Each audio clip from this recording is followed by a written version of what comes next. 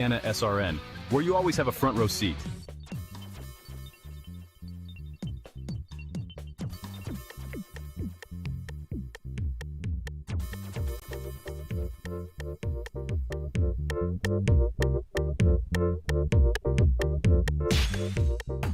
Hey Indiana, let's clear the air about vaping. Glue, rat poison, paint. We all know these products contain poisons like formaldehyde, arsenic, and lead. And these are just a few of the chemicals you'll find in e-cigarette vapor. Let's clear the air, Indiana. Don't puff this stuff. Visit don'tpuffthisstuff.com to join the fight and spread the word.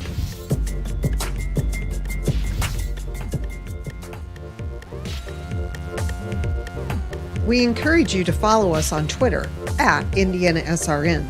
Find upcoming games, video highlights, and much more. Follow us now at IndianaSRN.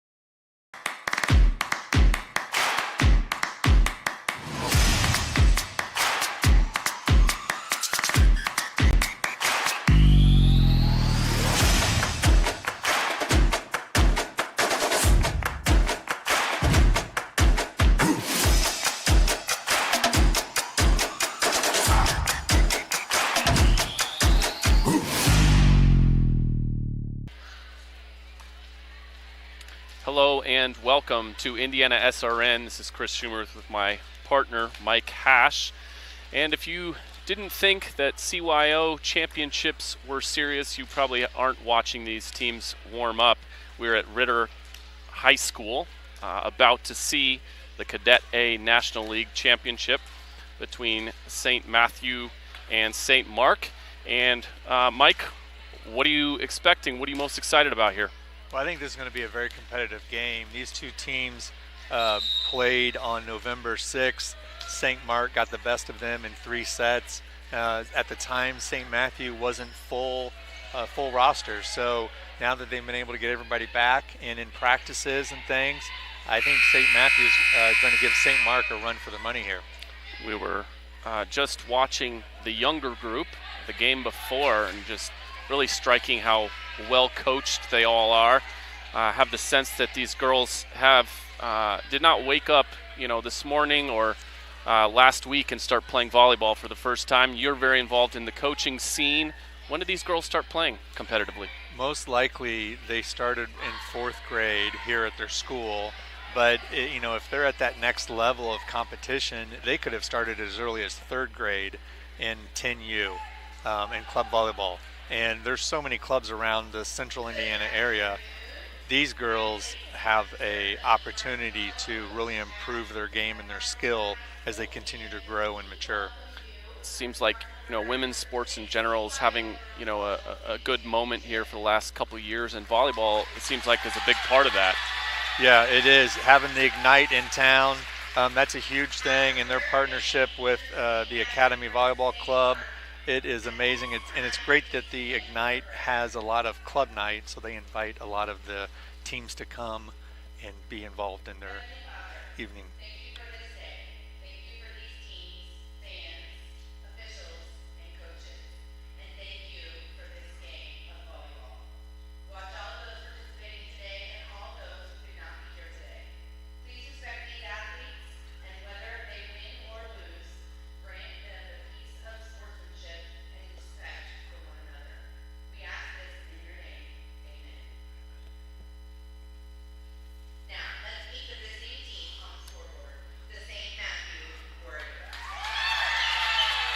With the PA announcer here for the starting lineups.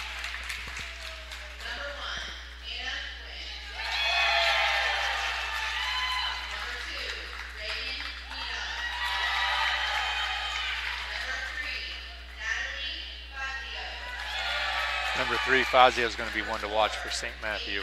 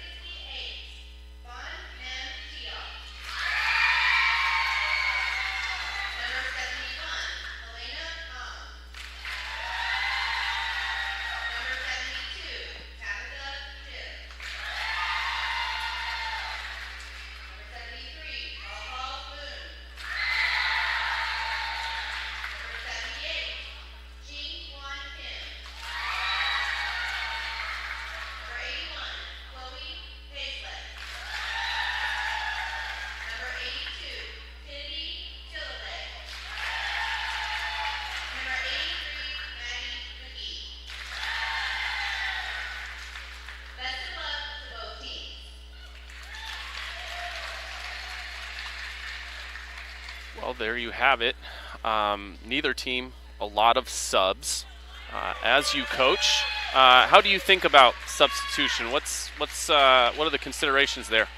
A lot at CYO level is you're only going to have maybe 8 or 9 kids on a team. It's going to be low numbers because you may have 3 or 4 multiple teams at that level. So it's maximizing that opportunity that everyone has. Most likely you're not positional in here. Everyone's going to play all the way around. You're going to run a 6-2 where you have 2 setters on the floor at all times. In this case, they're going to be opposites of each other, so that way you can use your hands whether you're in the front row. That's the other thing, is that your setter's most likely going to be right front, occupying that space so she can set to the outside in the middle. As we sort of wait for this game to start here, why do they start, maybe particularly defensively, where they start, you got the 3 huddled up there in the middle? What's happening there? So it's almost like a blocking tactic. So if you're going to serve dead center, you're trying to prevent them from the back row seeing the serve to where they have to pick it up when it's in the air. There is the first serve of the game. So she served right over the center of them, which makes it challenging. And that's Penelope Williams with the ace to start the game for St. Matthew.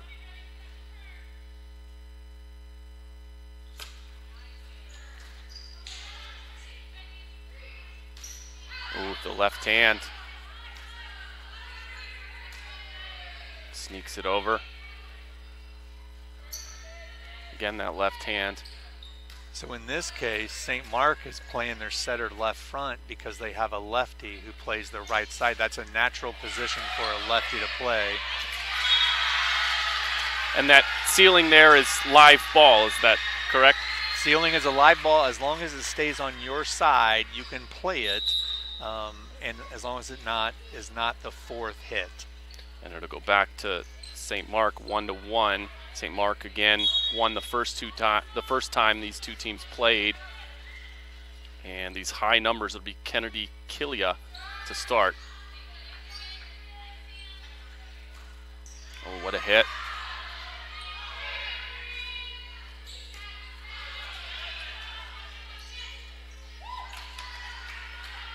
The set.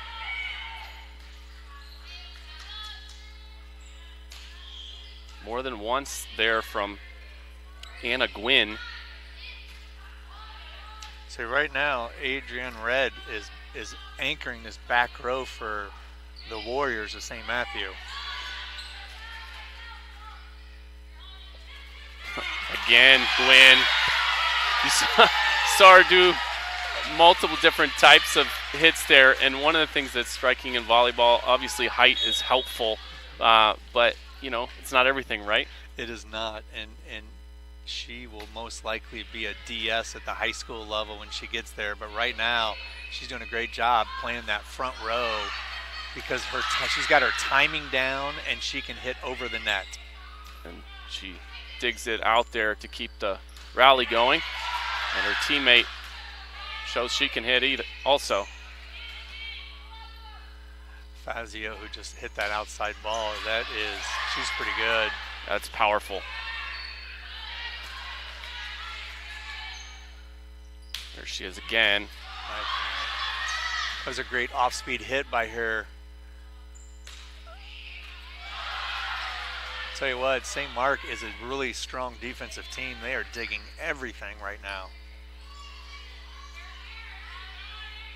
Again, just so impressive. The teamwork, the passing. It'll be Gwynn again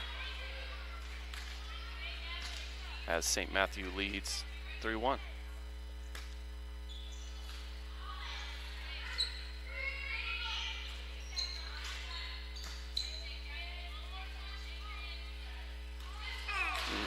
The left-hander there doesn't work. Hander to go back to St. Mark. It's now 3-2 in favor of St. Matthew. Iris did a good job there for the Warriors using her left. I think she didn't realize she was further off the net than she really was. Gwynn wisely lets that one go as McGee's serve goes deep.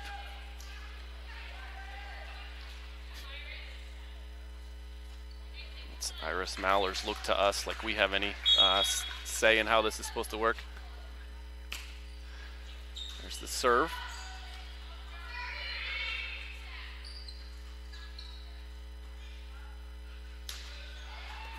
You mentioned Fazio before the game. She has power on her jump. She can jump and her timing is good. It's a good effort. That's Sing-Wan Kim, can't quite track it down. And so it'll stay with St. Matthews. Off to a really good start in this game. They are. They're doing a really good job. And St. Mark, this is St. Mark's third year in a row of making it to the title game. And we'll see a substitution. That's going to be Reagan Yeadon. Comes into the game for St. Matthew.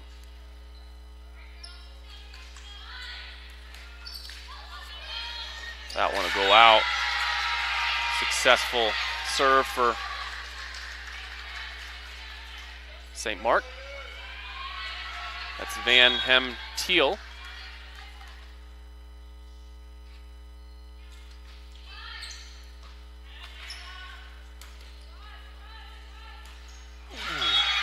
Fazio is short that time. It's a good attack. She was a little far off the net. The set needs to be a little higher out to her. That's probably more of a roll shot for her, but she'll start to learn that with age and experience.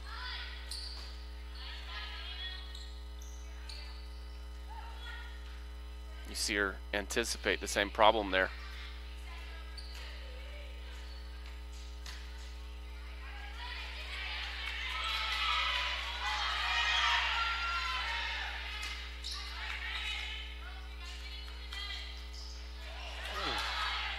It's a nice cut shot there by Red. Yeah, Adrian Red's had a couple nice plays on this rally.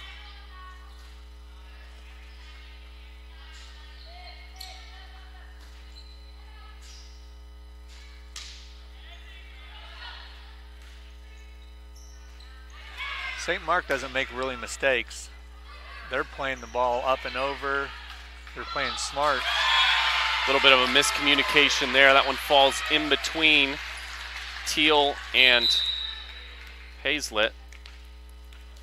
Both kind of looked at each other, and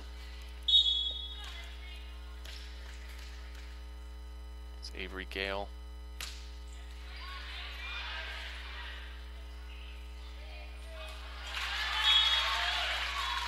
A little confusion there as well.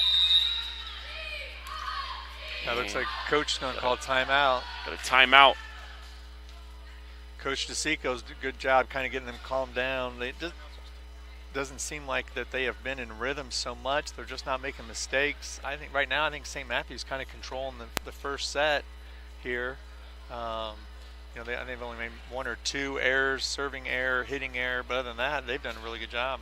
Seems like they're attacking more. They're trying to win the points more, whereas St. Mark's, just trying to keep the rallies alive. There's a little bit of a difference there in terms of how you're approaching any game, right? Yeah, that's a good observation.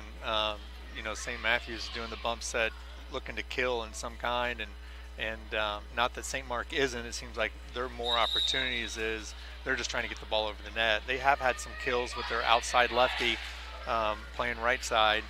And she's out right now, so that could be the difference as to why they're not really killing the ball, looking to attack. And 7-5, St. Matthew, and Gail approaches for her second serve here.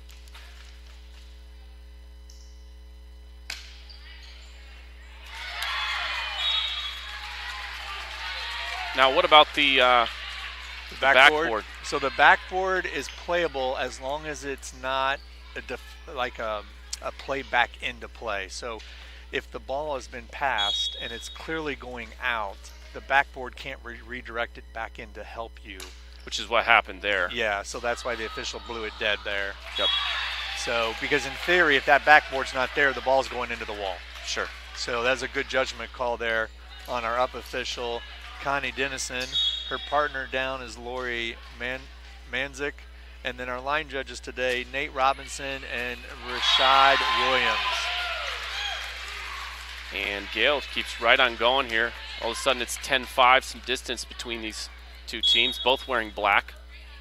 St. Matthew's done a great job coming out of that timeout. They've answered the call and got 3 points right out. That's going to be another point there.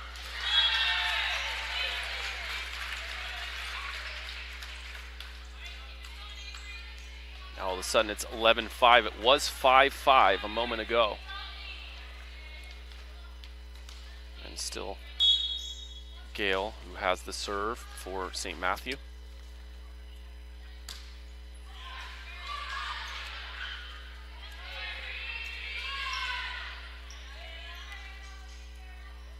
Oh, that's a great, she hung up there and hit that right into the right corner.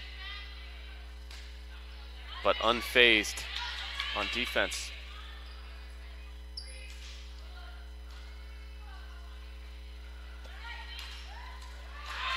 Oh, the kick attempt. And that is a legit play now, that if you do kick it, you can keep it live. And you say now as if it didn't used to be. When did that change? It is about a 2 or 3 year old rule, and I will tell you as a club coach, it has worked against me twice, and it drives you nuts because you've been around long enough that really is not a play, but it's a play now. So credit to the kids for getting it up. Why did they make the change? I'm not for sure on that. It's an interesting thing because it used to be like if a kid's foot was on the floor and it hit it, it was a judgment call whether the official would call it or not. So now it's automatic. It's a legit play. And it is still Gail with the serve here, and suddenly it's 14-5. Gail's doing a great job getting the ball over the net for the Warriors. But I'll also tell you, Gwen's passing here in left back and then hitting it to Fazio to attack. That's a good 1-2 combo they got going on.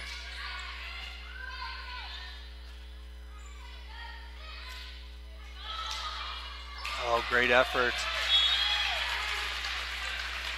And Helena Hung for St. Mark did just step on the floor a moment ago. Another substitution while we were talking about something else. So Fazio right there recognized where her right back player was, and she was cheating off the line and kind of just two-handed it into her, opposite where she was.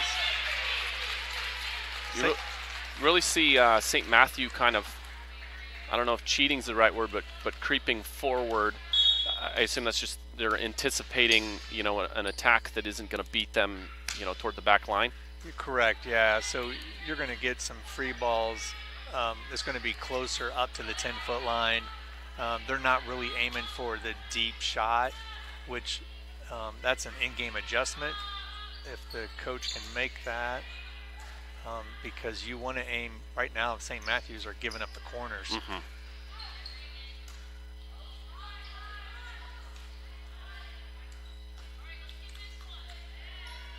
That's a good pickup there by Gwen. Again, Fazio a little short on the hit, and it'll go over to St. Mark. It's going to be Chloe Hazlett.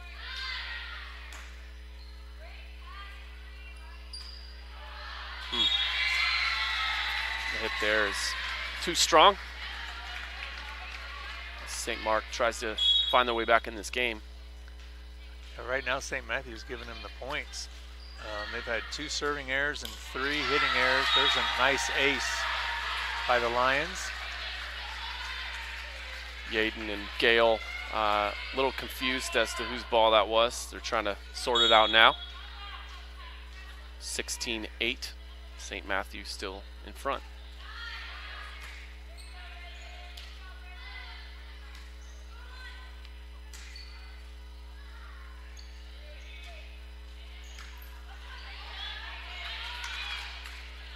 Ooh, the left tip.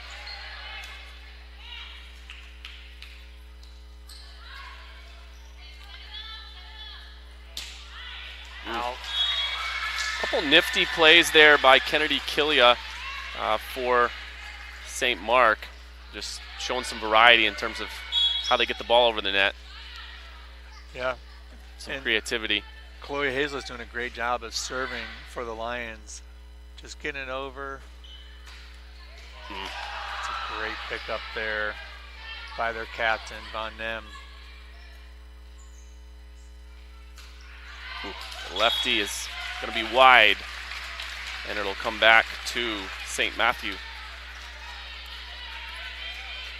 We'll get our look at Fazio from the serve. The jump.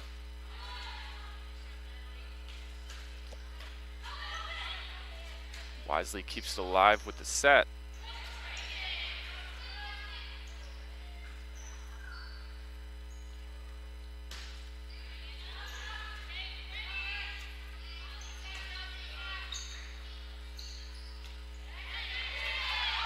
Oh!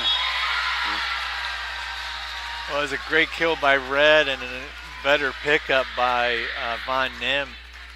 And it just kind of found that open hole there over the net.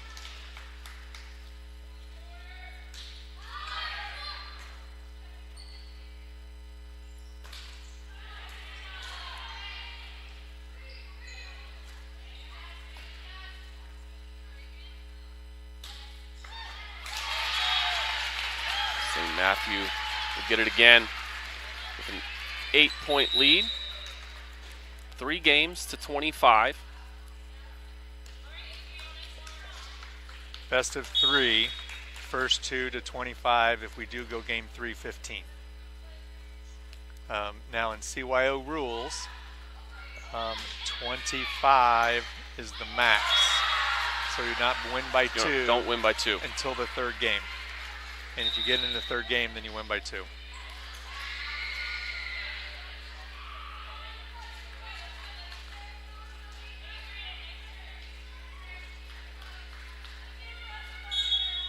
Singmun Kim getting ready for St. Mark.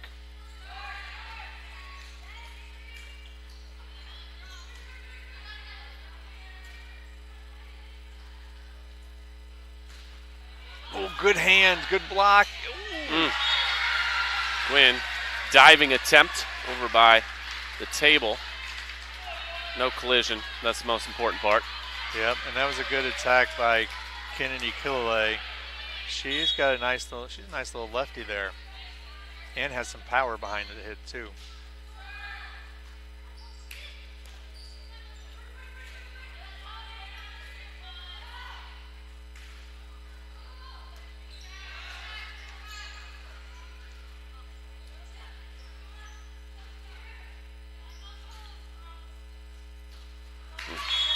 So I don't know if St. Matthews meant to do this, but the past 2 plays by St. Mark were out of system, meaning they took the setter out on the first pass, and you could see that it really, Kennedy couldn't get a kill in any of those 2 attempts.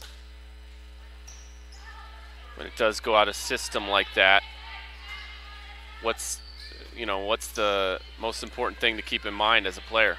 Well, you have to have a play. If your setter's the first one to take the ball, you have to have someone designated as the second. A lot of times it can be your libero who will come in and take that ball and put the ball on either the outside, the right side, or the middle back, otherwise known as the pipe. You just get a sub there. It's Emmy Bartenbach who steps on for St. Matthew. And Kennedy Killia gets ready for her left-handed serve and for St. Mark.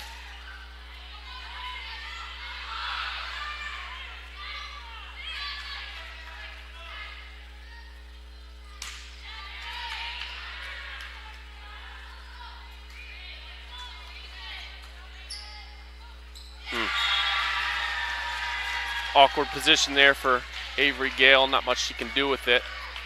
And St. Mark will pick up the point.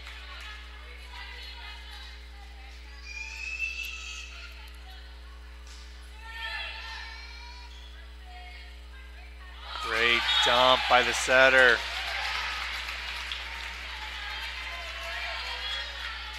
And it's back to Anna Gwynn. I think this is their best rotation right here. Yeah, this is where we started the game.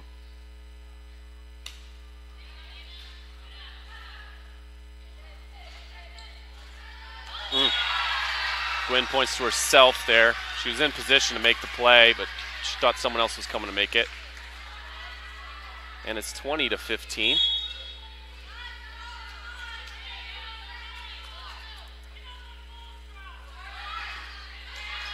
pickup.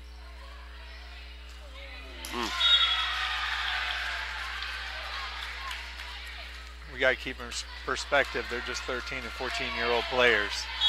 A lot of things that we would hope to see they would do, they're just not there yet. But it is impressive, some of the things they can do at times, their abilities.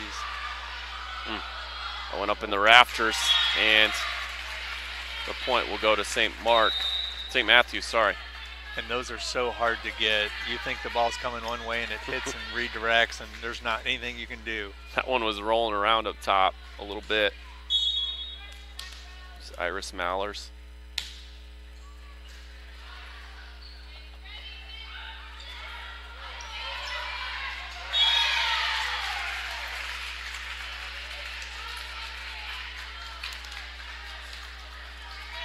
(22-16).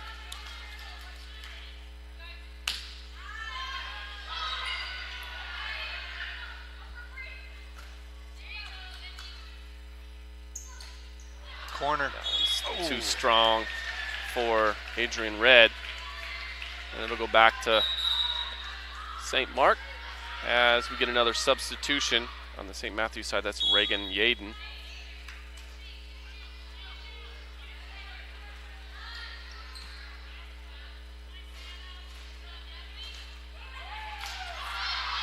Fazio with the hit, but the rally keeps going. Should get another shot here. Tries to do something different. That one goes out of bounds. Yeah, that set was too tight. That was tough. At least she got there to give him a chance, and a little too much swipe out.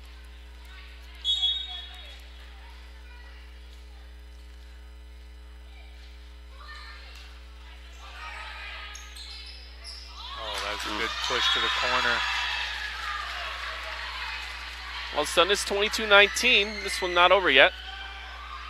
No, St. Matt has one of their best servers coming up. Gale's on deck, but they got to get a side out here to put her in that position.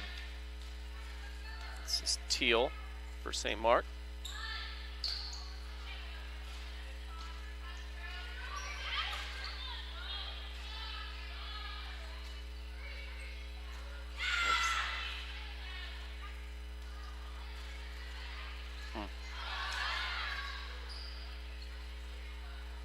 Get Fazio. Oh, that's a great get. Oh. Too many times off the ceiling, and it will come back to St. Matthew, excuse me. 23-19 is the score. Gale has a chance to close this out here. You're up 4 and you're 2 off. It's a great low line drive serve. That thing was inches above that net, and it's right over that triple block. That's what makes it so hard to pick up.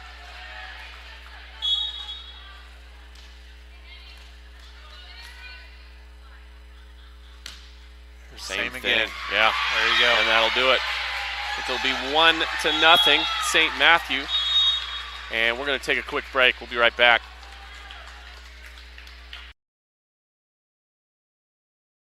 Dear God, we ask that you hold all those connected in CYO close to your heart. Help us build our future with Jesus and deepen our love with him. Inspired by the life of St. John Bosco, may we seek Jesus in our daily lives. As we strive to live a life worth living of our calling, we pray that we may continue to recognize the God-given talents of all those we come in contact with through CYO events. We do this through Jesus Christ our Lord. Amen. Amen. Amen. Amen. Amen. I think it's just a great theme for the CYO of investing in programs like Camp for Kids. It really helps to build their future.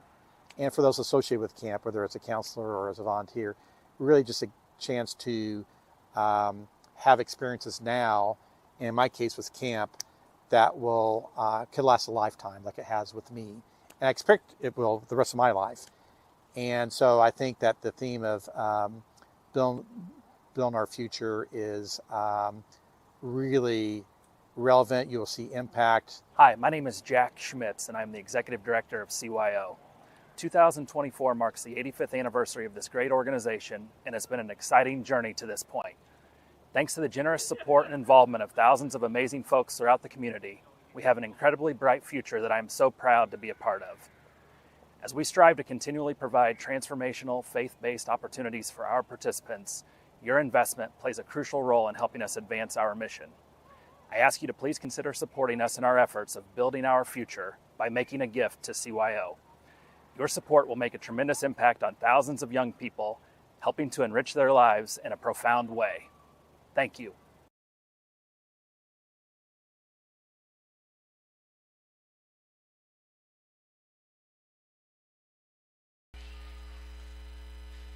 Welcome back to Ritter High School for the Cadet A National League Championship between St. Matthew and St. Mark. St. Matthew takes the first one. It's 1-0, and we're about to be underway here for the second one. What does St. Mark need to do a little bit better in this next one? Well, I mean, they were down so much, St. Matthew just couldn't put them away. I mean, if St. Mark can minimize Fazio and maybe get some serve receives and not miss them, they're going to push this to 3 games. Left-handed serve to start.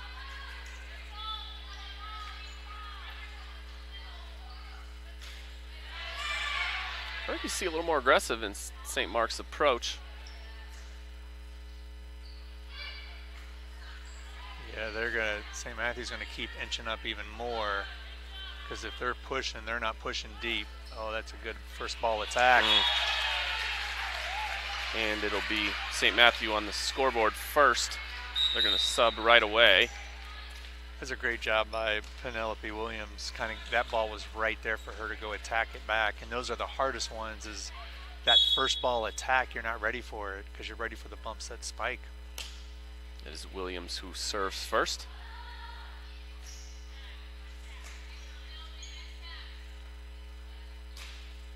Ooh, nice hit. Again, you see Gwen's ability to do some offensive damage. She might not look very tall out there, but she knows how to hit.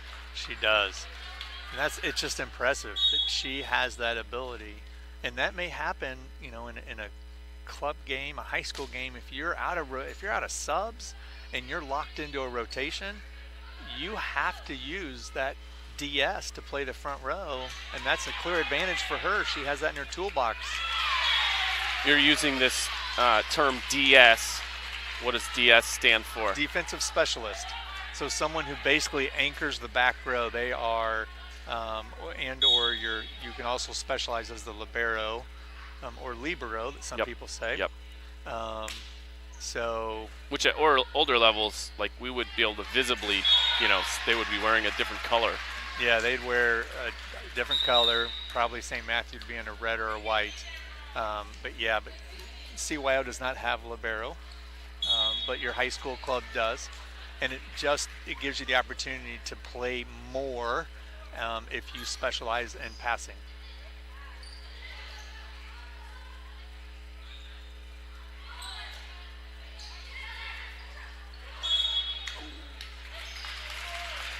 Lift. That's a good call there by the official. Lift. She got it caught on her arm and into her chest. Yep.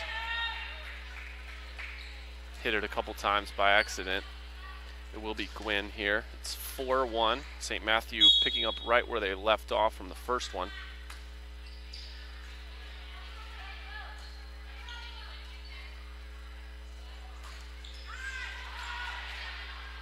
So Gwynn did a great job there. That's something that you have to be able to do when you serve. She sprinted right into her position, and she picked up that first pass.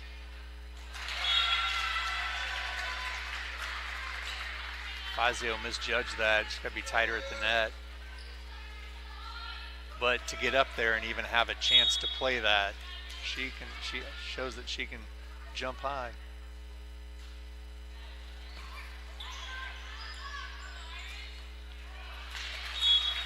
Just wide.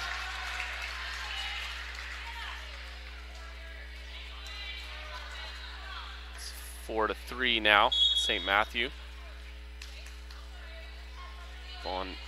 Von Nem Teal to serve.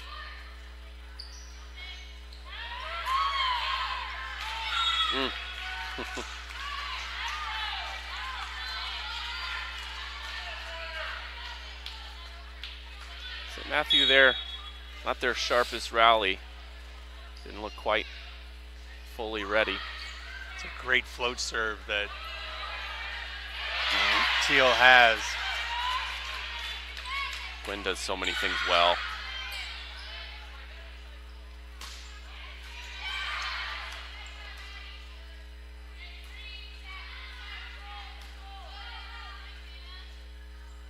There's Fazio. She's going to be too strong, and all of a sudden it's 4-4. 5-4. St. Mark with the lead. Is that the first time today? That is, yes. We were tied at the first game 5-5. Yep. And then St. Mark made the nice run.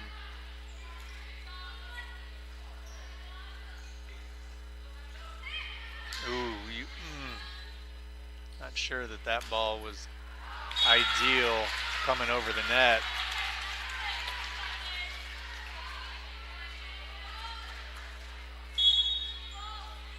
Now it's 6-4, St. Mark. They're doing a good job just putting some runs here. The ace for Teal and the enthusiastic response from her teammates. Starting to see more energy out of St. Mark in game 2 here. Penelope Williams comes back on for St. Matthew. But it's Teal who continues to serve for St. Mark.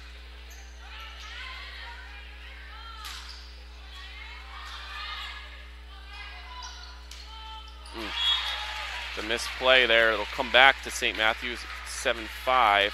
They trail in this one. They did take the first game.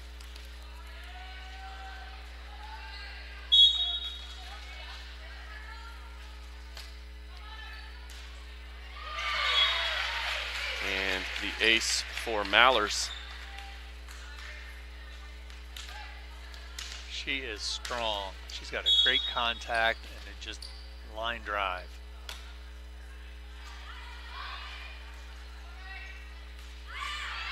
Oh, good pickup. Been talking about how they've been vulnerable in the back, and they're St. Mark tries to take advantage of that, but Mallers does a nice job of keeping the play alive, and they end up with the point. Adrian Reds, she's playing a great match today. Picking up passes in the back and now hitting some kills in the front. Oh, that's a great ace. Not much you can do with that. And just like that, St. Matthew's back in front.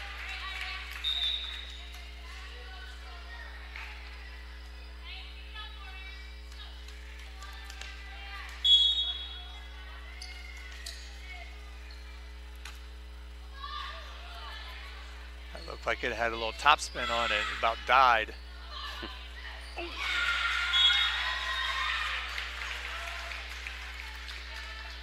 St. Matthew can't get to it, and it's 8-8.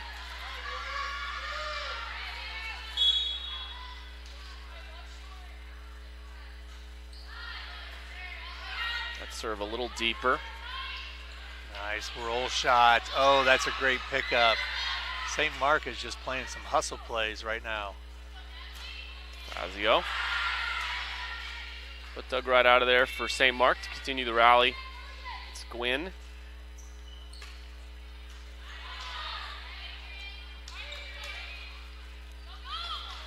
I think she's okay.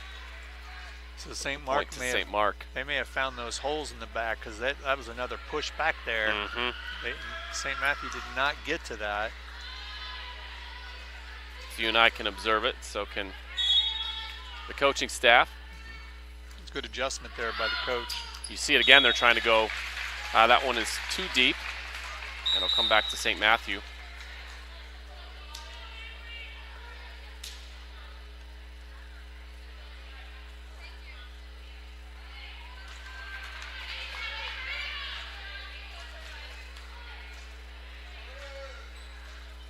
We're at the same position in game 2. We were in 1 with Kale. See if she can put a little run together.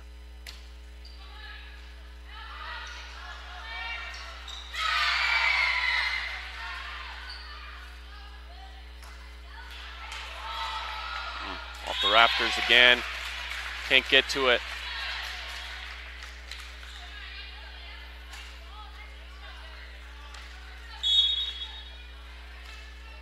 This is Gale. 10-9.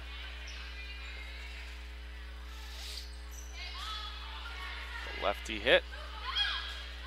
Good communication from St. Matthew.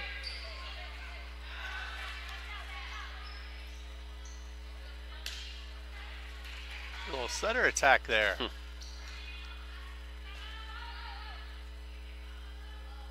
That's set a little short. We've talked about it a couple different times. Short and low. Fazio's she's got to recognize that and adjust. And what would an appropriate adjustment be? Just a roll shot, and other than trying to kill it, you just want to make sure you get it over. And then maybe strategically place the ball to where maybe you're looking to take the setter out on the other side or hit a corner.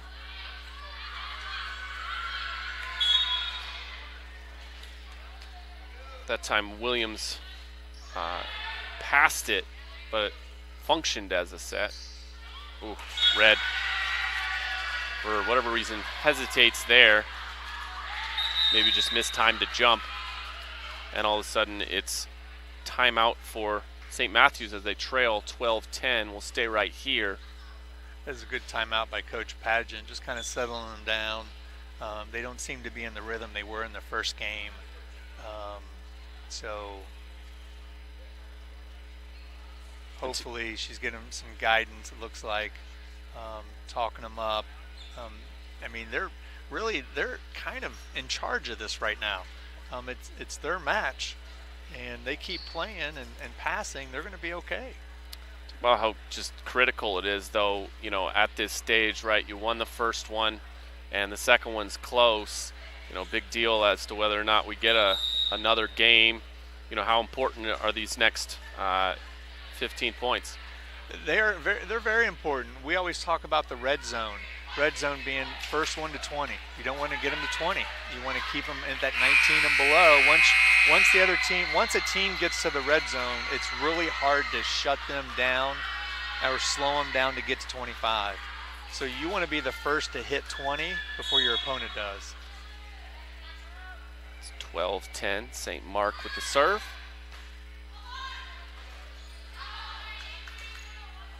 Go up, go up. Oh, that's a good attack. Way to be aggressive.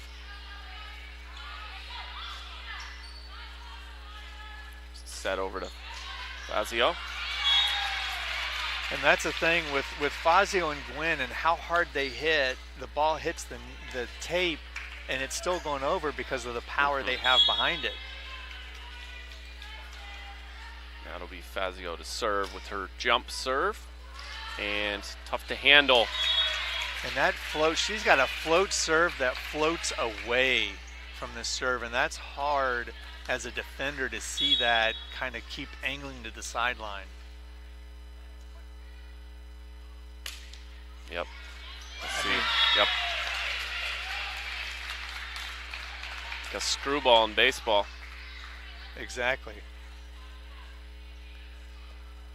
She can just keep getting this ball in play.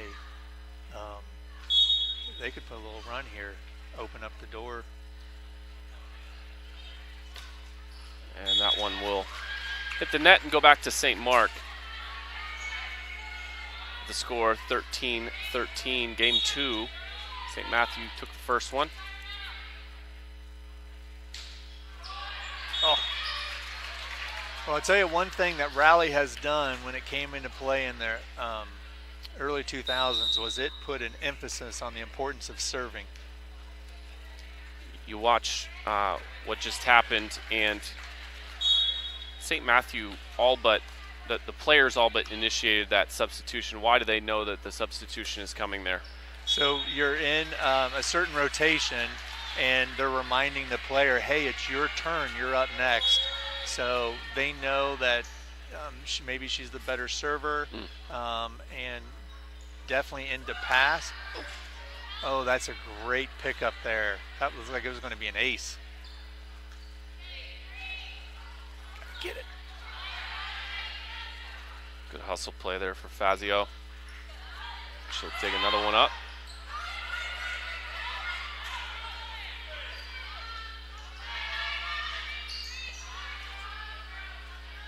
Fazio does a great job of getting her feet to the ball and getting those hips turned around back to the target.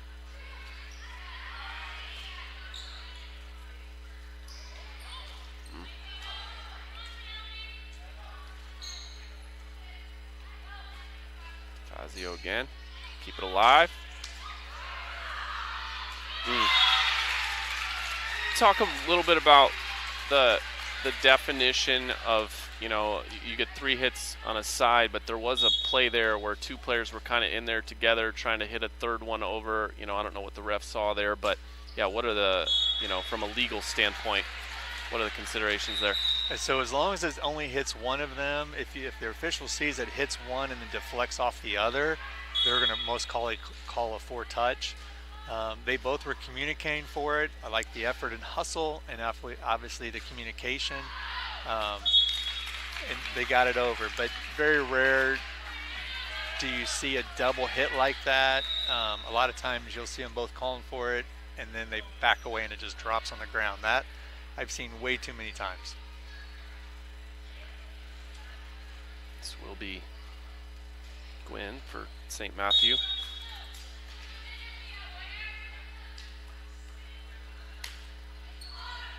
So Gwynn's older sister, Grace, is an assistant coach for the Warriors, and I just noticed that she was calling a serve zone. So that's good. Telling her kind of where to hit the ball. Correct, yes. Where to serve. I thought maybe that might have been the 4 you had just mentioned about 2 getting together. Yeah, so on the serve she was telling her where to, which player to serve it at. Nice play there by Mallers to keep that one alive. And Iris did a great job. She blocked it and then played the ball up, and that's hard to do for a middle, let alone to do it in middle school.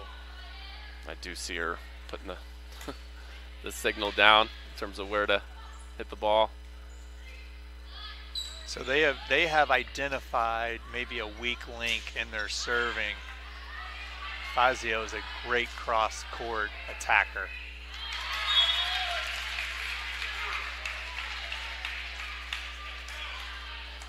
Is that common practice at a lot of levels to have a coach over there signaling? Oh yeah, yeah. I do it. Again, it reminds me of baseball. I do it all the time, and the more and she's hitting her zone too. And the more you do it, you start to frustrate the defender, and sometimes you'll get them served off the court where they get subbed out. And that's the highest recognition as a server, is you've just subbed someone out of the game because you're serving at them so well. And it does give St. Matthew some separation all of a sudden. It's 19-15. Talk about that red zone getting to 20.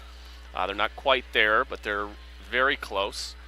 And, they were kind of trading points there for a while, and that was a big swing in the match. It was, yep. And this is a good timeout by Coach DeSico, trying to get the Lions calmed down, back into play.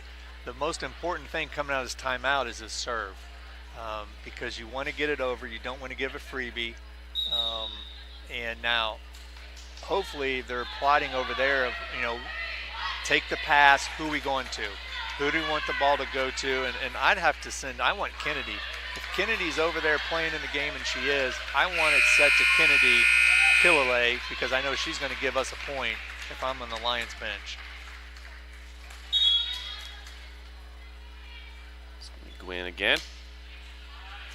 Did not hit her zone that time, but it works did get anyway. A point. 20-15. That's a good serve coming out of that timeout.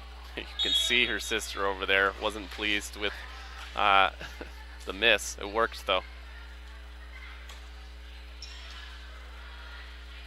She's shaking her head again. She missed it again. But that's okay though. I mean, the biggest thing is, you might miss your serve, but you're getting it over, and that's what's most important. That was a good pickup. It's funny too, not just the volleyball dynamic, right? But have your sister over there kind of scowling at you because you missed your zone. Yeah. I'm sure they'll talk after the game.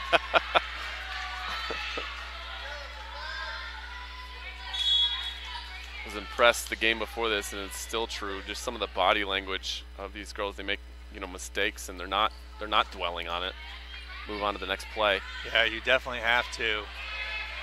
This is critical for St. Mark, because they have Tial up to serve and is their captain, and she put a little run together in the beginning of the game for him too.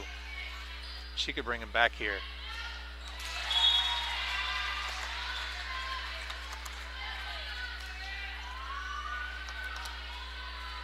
Now all of a sudden it's 20-17. Can St. Mark make a play for this one? So critical the second game after losing the first one. Boy, good deep corner right on the line. Send it right back out. There it is. Good middle. Corner, corner, corner.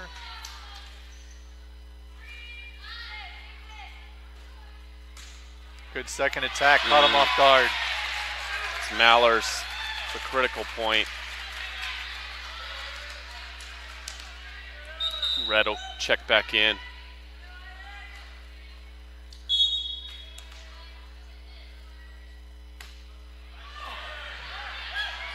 Good pickup there by Helena Ong for the Lions. And the misplay by Mallers. After the serve, gets some instruction from her coach.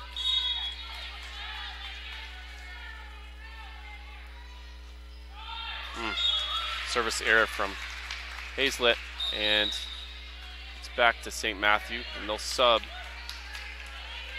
before Gale gets it. Gale has a great chance of finishing this out for the Warriors and bringing St. Matthew the title here. 4 up and 3 off. We'll have to monitor the broadcast jinx, though.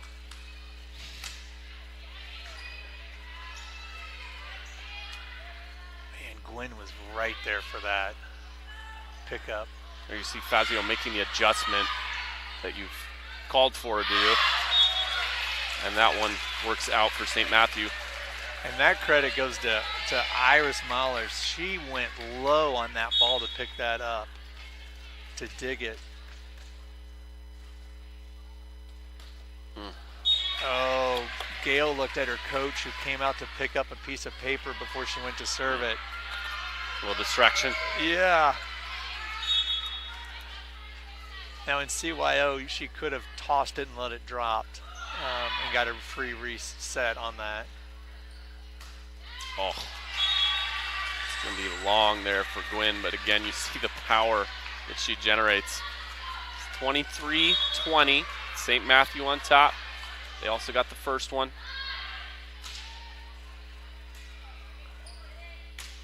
A hit from the back from Gale. It's a great back row attack. Going to red. Jumping set over the net. Great hit there from Killalay, that lefty that we've seen so many times today. And now St. Mark can feel some momentum, some energy in the gym. They're back in the game. This is a big point right here for both teams.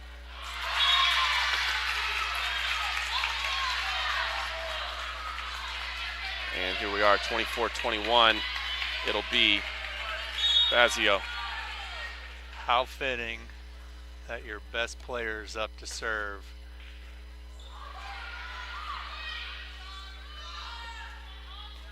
Wants to get it to Gwynn, but doesn't quite get it there. That's a good adjustment by her. Oh, great tip. Killaley's quietly had a very effective day, even though her team trails. This serve is probably the most important. Good safe serve. Oh! What a play from Red. And that'll be it for the Cadet A National League Championship. It'll be St. Matthew in 2.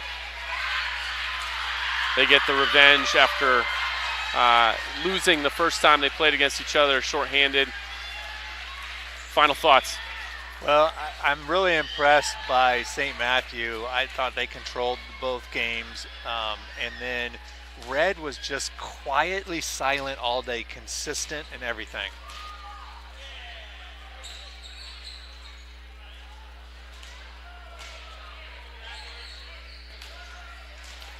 We have another one coming up. It'll be the American League Championship. But we are going to take a bit of a break to let the teams warm up, and we'll be back for the next one.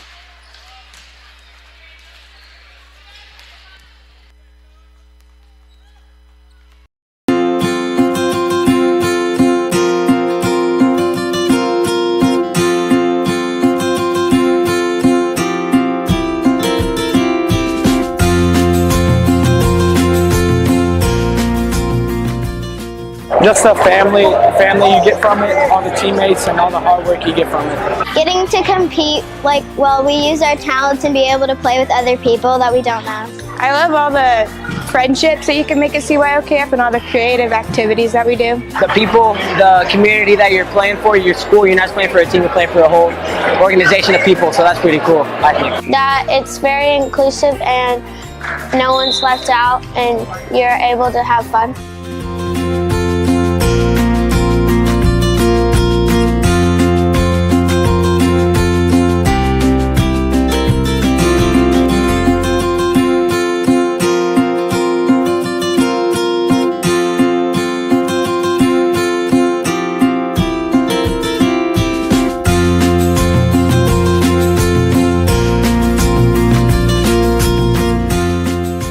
I like the 2 years when I went to the CYO music recital because I won my group.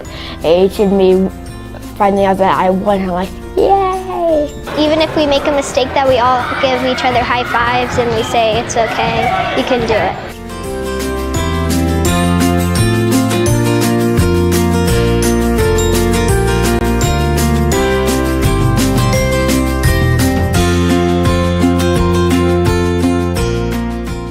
My faith has grown because I can play for people and I can make them happy and they can just enjoy my music that I play. My faith has grown by knowing not to always get down on myself when I lose because there's always going to be another time.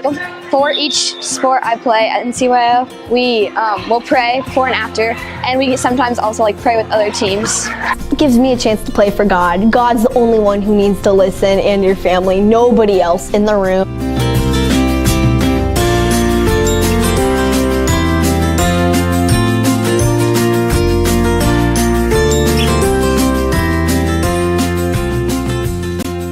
St. John Bosco basically is our patron saint. His philosophy is that if a kid's doing it, we're doing it. We go into their world. One of the reasons I love it is it's all embraced in play. You know, his philosophy came down to 3. It was that you always treat a child kindly, that you always treat a child fairly, and through our actions, we model who God and Jesus were. And I think if we can do that, that's everything. Faith is such an integral part of the experience. They know they're going to experience God and experience faith in a way that helps them come alive and helps them feel included and excited about being here.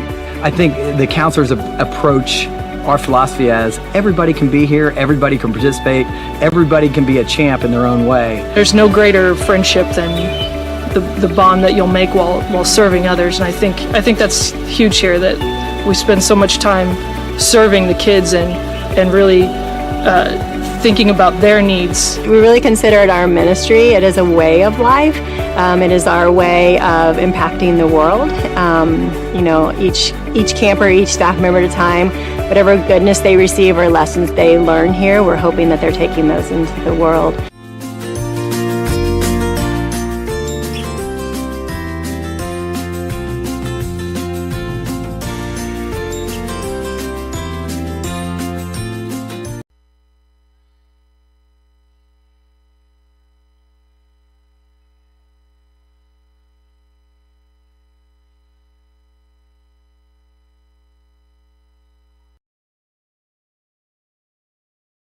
Dear God, we ask that you hold all those connected in CYO close to your heart. Help us build our future with Jesus and deepen our love with him. Inspired by the life of St. John Bosco, may we seek Jesus in our daily lives. As we strive to live a life worth living of our calling, we pray that we may continue to recognize the God-given talents of all those we come in contact with through CYO events. We do this through Jesus Christ our Lord. Amen. Amen. Amen. Amen. Amen. I think it's just a great theme for the CYO of investing in programs like Camp for Kids. Really helps to build their future.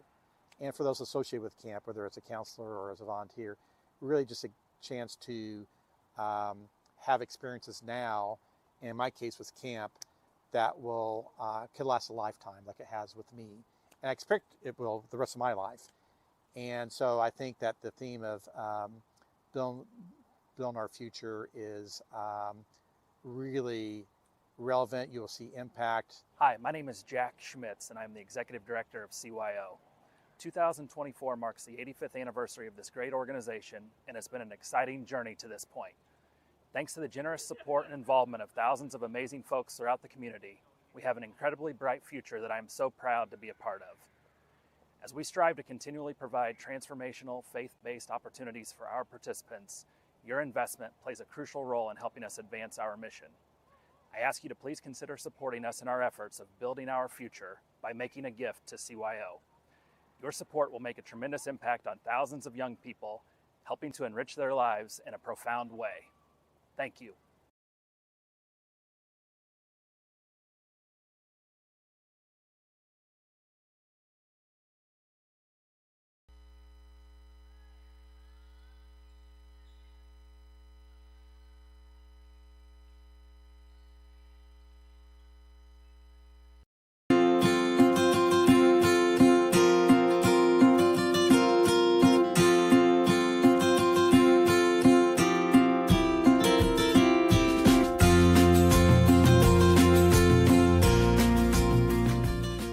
Just the family you get from it, all the teammates and all the hard work you get from it. Getting to compete, we use our talents and be able to play with other people that we don't know.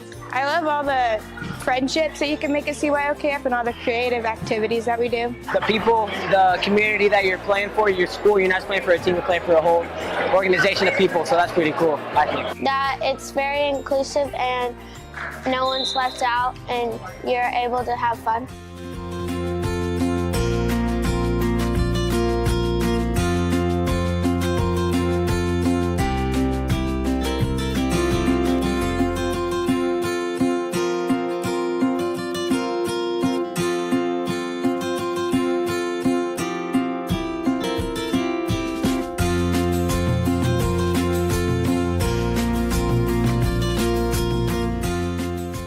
I like the 2 years when I went to the CYO music recital because I won my group. It aided me finding out that I won. I'm like, yay! Even if we make a mistake, that we all give each other high fives and we say, it's okay, you can do it.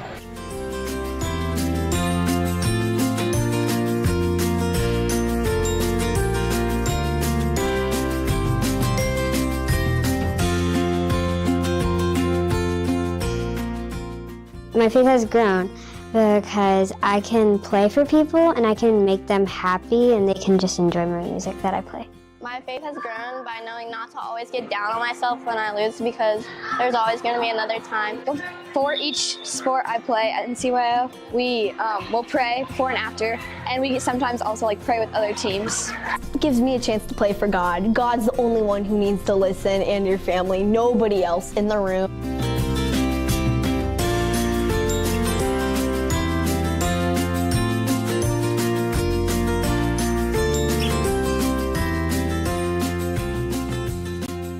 St. John Bosco basically is our patron saint. His philosophy is that if a kid's doing it, we're doing it. We go into their world. One of the reasons I love it is it's all embraced in play. You know, his philosophy came down to 3. It was that you always treat a child kindly, that you always treat a child fairly, and through our actions, we model who God and Jesus were. And I think if we can do that, that's everything. Faith is such an integral part of the experience. They know they're going to experience God and experience faith in a way that helps them come alive and helps them feel included and excited about being here. I think the counselors approach our philosophy as everybody can be here, everybody can participate, everybody can be a champ in their own way. There's no greater friendship than the bond that you'll make while serving others, and I think that's huge here, that we spend so much time serving the kids and really thinking about their needs. We really consider it our ministry. It is a way of life. It is our way of impacting the world. You know, each camper, each staff member at a time, whatever goodness they receive or lessons they learn here, we're hoping that they're taking those into the world.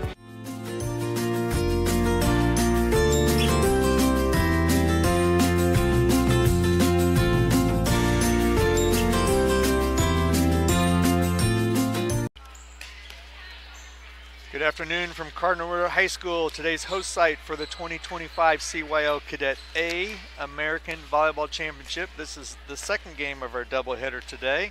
It will be the 4-6 Our Lady of Mount Carmel Raiders will take on the 8-2 St. Francis and Clare Wolves. I'm Mike Hash alongside Chris Schumerth. We were excited for today's matchups. Sorry, we almost took a ball to the head.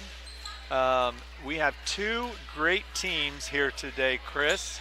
One, and just talking with the coaching staff, I think they're playing with house money and being here. They started 1-6 in regular season and have won 3 in a row to get to this. And that's the Our Lady Mount Carmel Raiders. And then St. Francis and Clare. My goodness. These girls are hitting harder than I think some high school kids hit. They're practicing their serves. And we're right in the line of path and for one of them. We are in the line of path. I am just impressed in what this game is going to be fun to watch.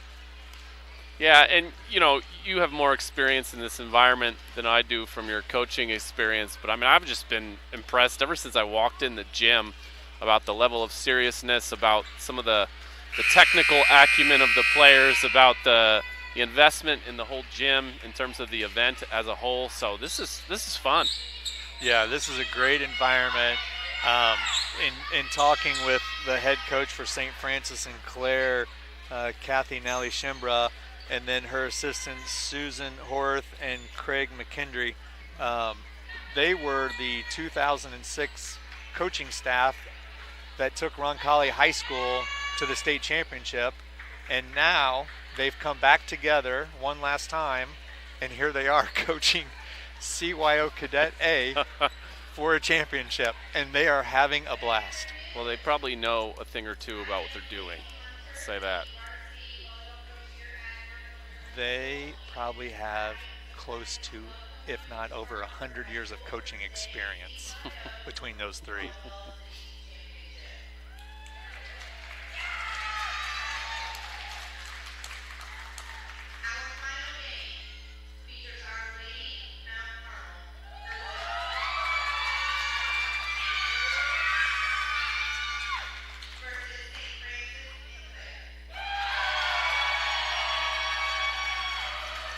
We will have a rowdy crowd tonight.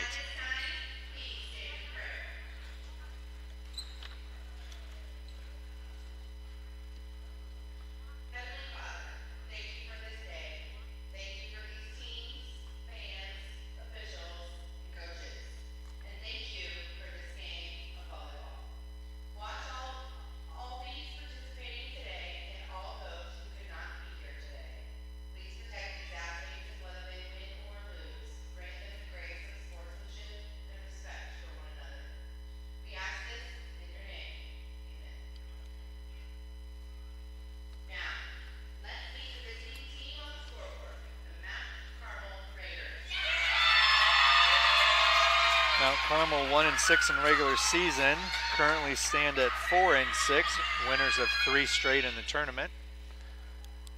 As we talk to the coach mentioned, when it comes tournament time, you get to reset at 0-0. And they've done a great job playing to get here.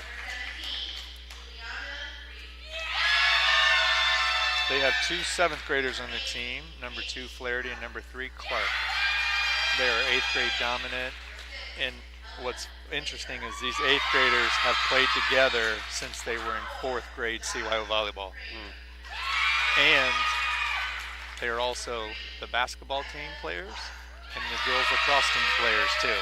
So they have a great cohesive group here of 8th graders who have most likely led that charge.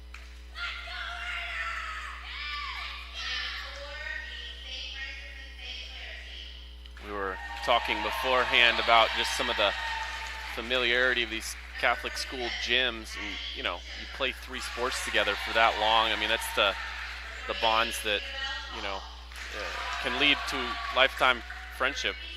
Absolutely will. Our Lady Mount Carmel, they have lots of schools to choose from. Obviously, Carmel High School being in their backyard. Guerin Catholic High School, if they choose to continue that path. Cathedral, Chittard, might have a few go to Brebeuf. Over at St. Francis and Clare, that is a feeder school into Roncalli, and with the head coach being the former head coach of Roncalli for 36 years, I'm sure there's some influence there pushing them to the Rebels. We just got through our lineups. The ladies are shaking hands under the net. We are a few minutes away here from our first serve.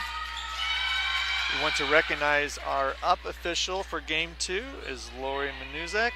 Our down official will be Connie Dennison, and our line judges Nate Robinson and Rashad Williams.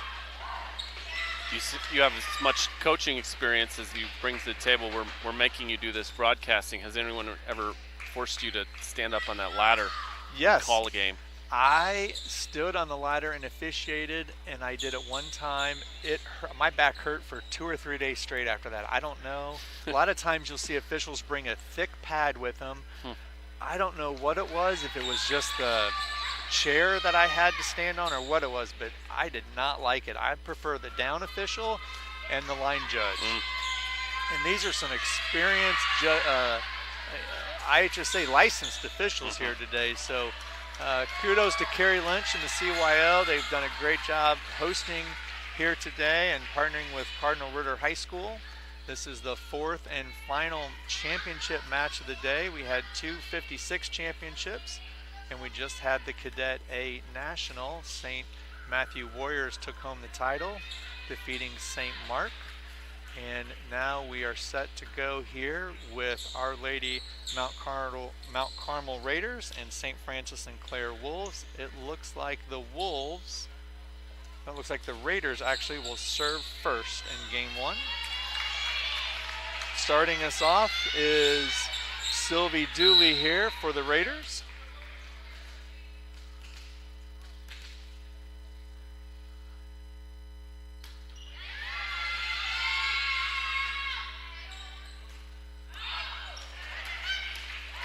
Great attack over by Ava Giacobbe for the Wolves.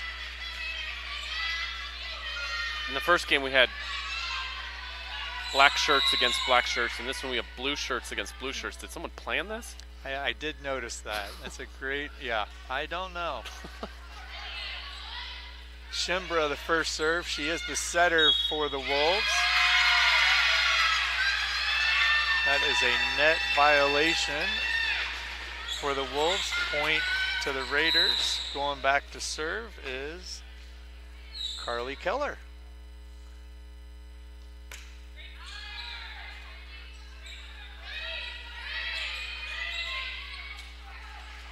Great pickup from way outside to get it inside the antenna. Yeah, it was Clarkston, and I didn't, she kind of bumped a teammate just to get by and get over there and, have a chance at it.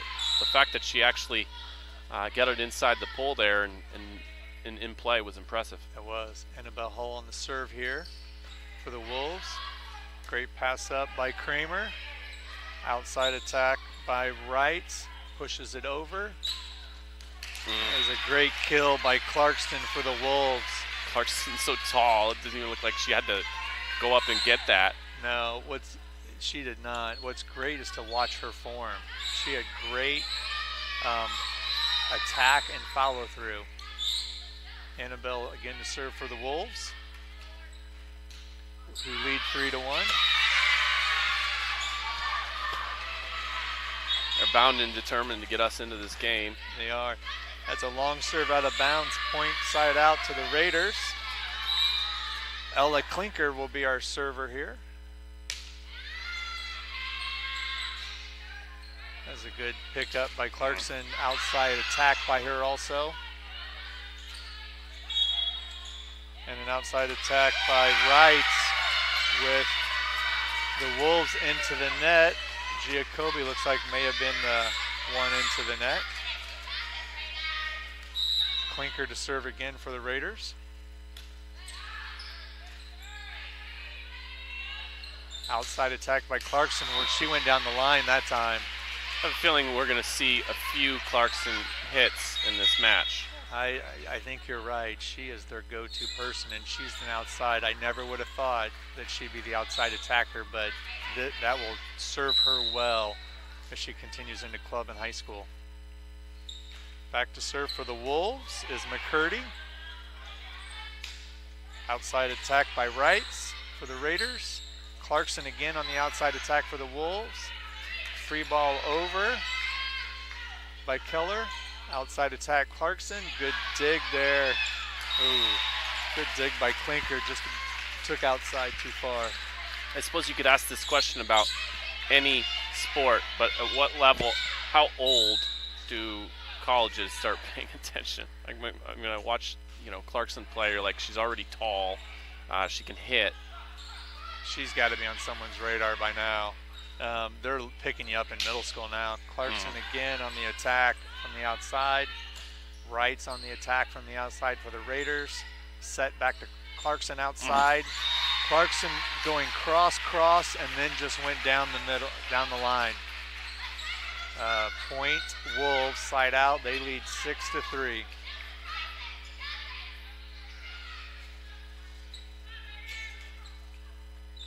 Come back here.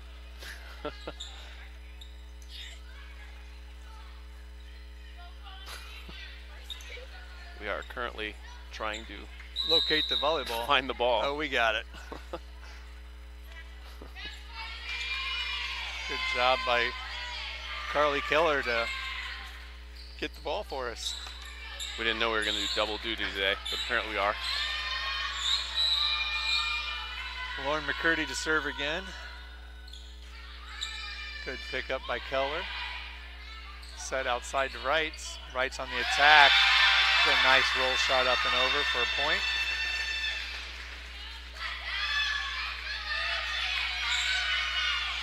That gets us a side out and served by Kate Oots, number 8 for the Raiders.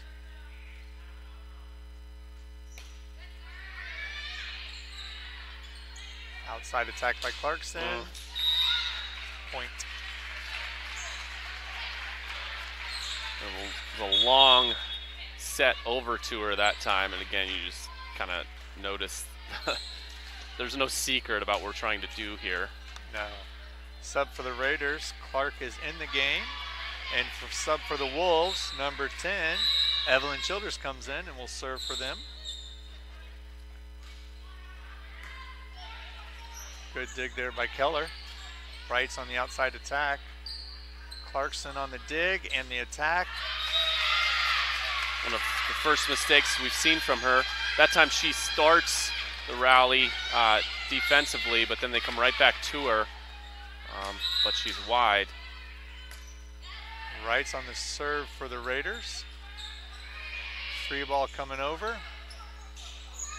And there's a setter attack on Dooley. Good tip. It's good effort and attempt from Carly Keller, but can't quite keep it going. Good tip over by Quinlan for the Wolves. Clarkston to the back to serve for the Wolves now. Coach Nelly Shembra is calling zone attacks. And there is an ace. So we've seen her hit. We've seen her chase down a ball and keep a rally alive. We've seen her dive and dig the ball out of the ground. Now we've seen her serve it. I mean, there doesn't appear to be very much she can't do as a player. Yeah, she is all around really good. Free ball over from the Raiders and too far deep. That will be point Wolves. St. Francis Sinclair leads 10-5. Clarkson back to serve for her third time.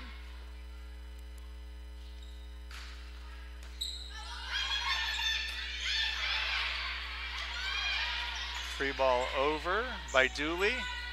Back row attack by Clarkson is just out.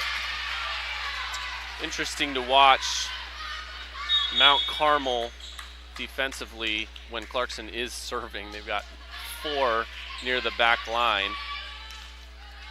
Yes, they're defensive there. They needed. Kramer in for Our Lady Mount Carmel. Back to serve for the Raiders. Cross court serve into zone 1. Good pass up, attack by Annabelle Hall. Sylvie Dooley, the clever finish there. Left hand just finds exactly the right place to put it. Kramer on serve 2. Back outside to Hall again. Good pickup by Wrights. Outside attack by Keller. Goes line. Nice kill by Keller.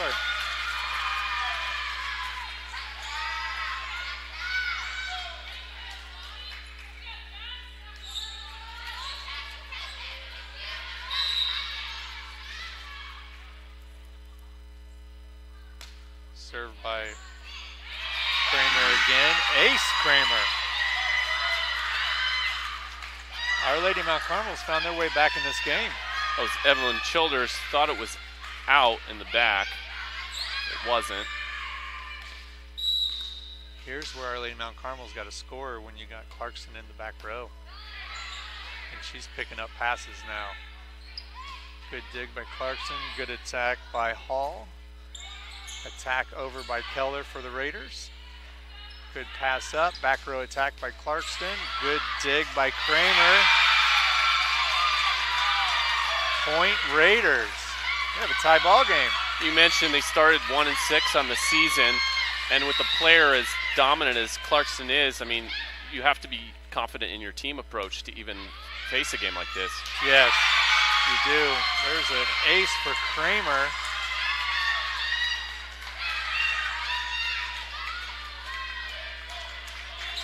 Coach Nally Shimbra is up off the bench instructing the girls.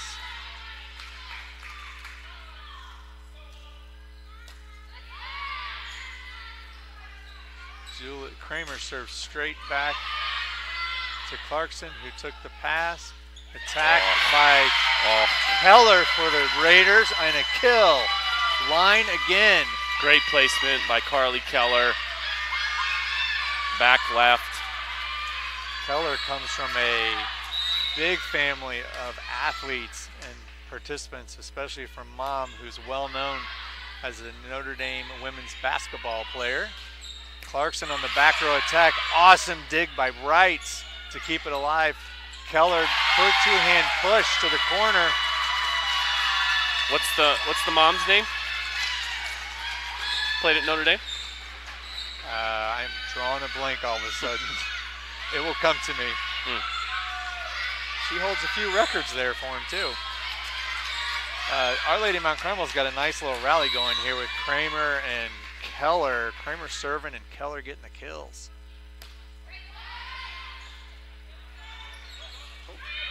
It's a good pass off the ceiling. Good save. Pass over by Shimbra, keeping it alive. On the attack by Keller. Good double block. Good one-hand push by Klinker and the kill. Well, you said it, that they would need to do some damage while Clarkson was in the back, and that's exactly what's happening. That leads to a timeout, says St. Francis Sinclair. And Carmel leads us 14-10. You can see the one-hand push right there by Klinker to get that point.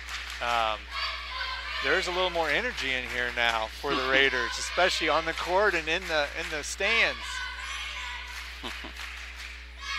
Sure is, and deservedly so. Quite the run that they're on.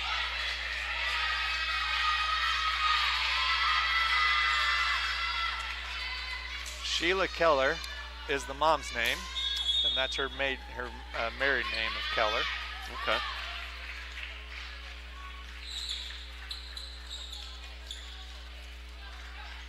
Carly has an older sister, Lauren, who just finished her freshman season at Garin Catholic. And is an exceptional athlete, three-sport athlete. Coming out of the timeout, Kramer will lead us to serve again for the Raiders. Pick up by Clarkson, outside set to Hall on the attack. Pick up by Wrights, outside attack by Keller. That's a hitting error into the net there. She wasn't pleased with herself there. Nope, that was a good timeout by the Wolves. It kind of got Our Lady Mount Carmel out of rhythm. Clark is out for the Wolves. Ooch is back, or sorry, for the Raiders. Ooch is back in. Back to serve for St. Francis Sinclair. Quinlan. Carly Keller on the attack, just outside the sideline. Point to St. Francis and Claire. Karis Quinlan back to serve again. But in. Official calls it in. And that will stand. So that's an ace for the Wolves. Down one with Quinlan to serve again.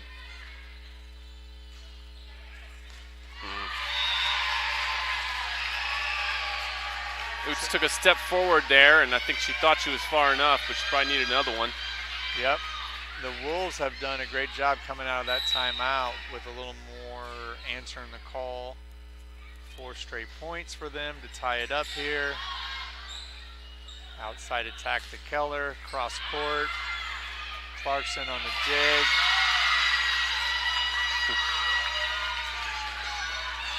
We're going to get our money's worth in this one. This is a great match, and it's high-level volleyball, which we love. Sylvie Dooley back to serve for the Raiders.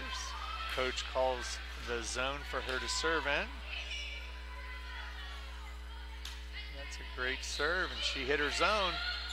Oh, good pickup. It's going to be a net call against the Wolves on the setter. She went to jump into it and just got caught too close. Dooley to serve again.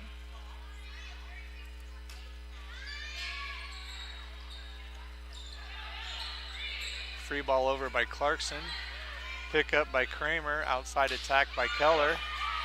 It's a great dig there by Quinlan. Great dig for Kramer on Our Lady Mount Carmel. 2-hand push by Keller. Shimbra keeps it alive for St. Francis. Keller back over on the free ball to the Wolves. Middle attack by Giacobbe. Gets the kill. Little help there from the net. Yeah, that's off where the ricochet. There's no one there. Nope. You can time it, but once it hits that net, your timing is off. Back to serve is Shimbra for the Wolves. It's a great float serve. Good pickup. Free ball coming over the net, and they get it, and it finds a hole. We've given it a good bit of attention in this early going to Clarkson, and deservedly so. But, man, Keller's fun to watch, too, on this side. Yeah, she's doing a really good job. Keller back to serve for the Raiders. Pass by Clarkston. Back row attack by Quinlan. Good pickup by Keller. A little too far into the net for the Raiders on a net violation by Dooley. Speaking of Clarkson, suddenly Mount Carmel doing a pretty nice job of keeping it away from her. They have done a good job. 48 back for the Wolves. Hall to serve. Good pickup by Wrights. Outside attack by Wrights. She gets a kill right to the middle. We have a sub for the Raiders. Flaherty is back in the game as Kramer exits. Klinker back to serve for OLMC. Clarkson on the pickup. They're going to go outside attack by Clarkson. Great pickup there by Klinker on the dig. Clarkson again, off-speed attack. Klinker on the dig again. Back row attack, Keller. That is going to be a kill as Quinlan cannot handle that attack. And that is going to be, that's going to be a replay. The officials are saying that although the ball hit the backboard apparatus, there was a player that was there that could have played it, but it got in the way. So we will replay that point with Klinker back to serve. Good deep serve by Klinker, pick up by Quinlan, outside it. Ooh, a nice roll shot by Clarkson. Wrights on the attack over. Back row attack by Hall. Keller keeps it alive. Wrights free balls it over. Shimbra sets the middle on the attack. Giacobbe with the kill.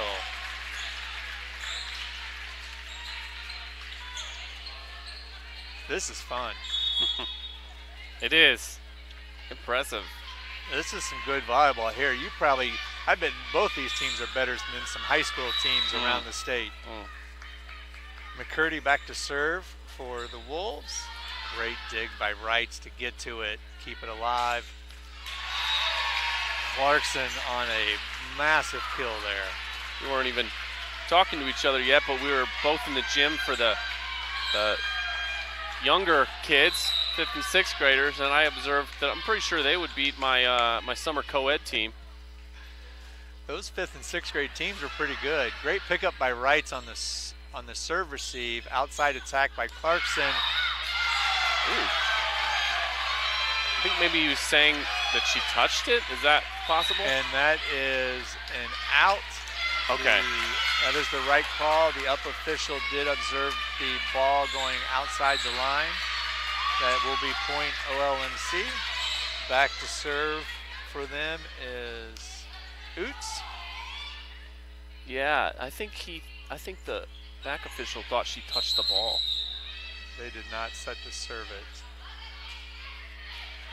She didn't call for a serve. That's where we had the issue here. I think they're still conversing.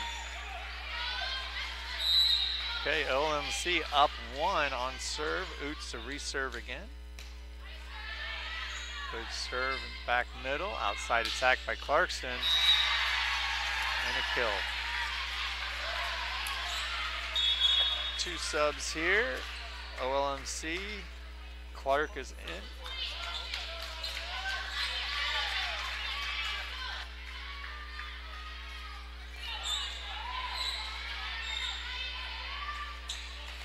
So back to serve for the Wolves is Evelyn Childers. Game is tied at 19. Winner of this point hits the red zone. Wrights on the attack. Good pickup by Childers. Outside attack by Clarkson with her left hand to bring it back in. Again, just the diversity of things that she can do offensively, but not just offensively. There's some athleticism there. Childers again to serve. Good pickup by Clark. Set outside to Wrights. And kill Wrights.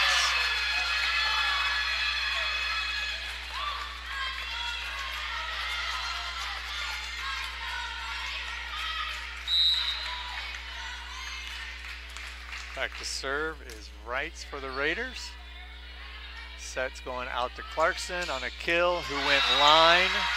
And that's hard. She plays cross court and plays line, and you can't see which way she's going. She's got a lot in her toolbox. And now she's going back to serve for the Wolves, leading by 1.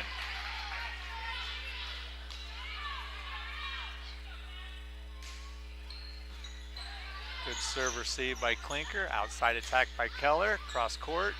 Pick up by Clarkston. Outside attack by Hall for the Wolves. Free ball coming over. Wolves dig it. Schember on the set. Back row attack Clarkson. Ooh. Nice pickup there by Oots. Back row attack by Clarkson hits the net. That is point Raiders. We are now tied again. That was Liz Clark in the back. The ball's coming at her. It's almost at her face. I think it ends up hitting like her shoulder, but stays alive, and they're able to get the point. That was impressive. Kramer to serve for the Raiders. Great serve. Oh, great readjustment by Keller for the redirect point. So this is with Clarkson in the back. This is where Raiders made the run earlier. Serve again by Kramer. Good dig by Clarkson. Back row attack Clarkson. Wrights on the pipe. Kill pick up. And the roll shot by Keller. But that was set up by Reitz on the dig there from Clarkson. Timeout St. Francis and Clare. Their second, they want to talk about it. The Raiders lead 23-21 and have serve coming out. Here's another look at that last play. There's Clarkson's hit. That's a great dig. Yeah. Oh, yeah. That was a few plays ago.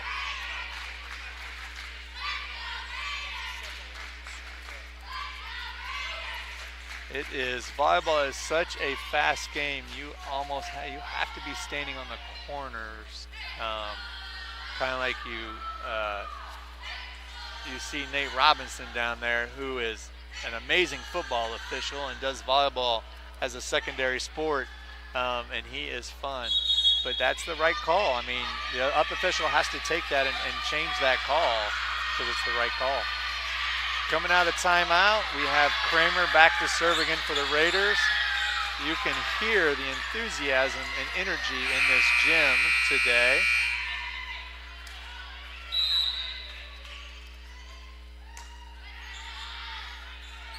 Good serve, Schimber on the set. She's going outside. Outside to Hall, and that's a hitting error. OLMC serving for game point. Clarkson doesn't factor in on that rally at all. Sub over there. Giacobbe is in.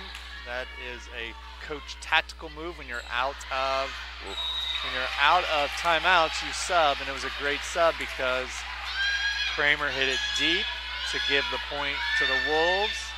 And now Quinlan comes in to serve, down 2.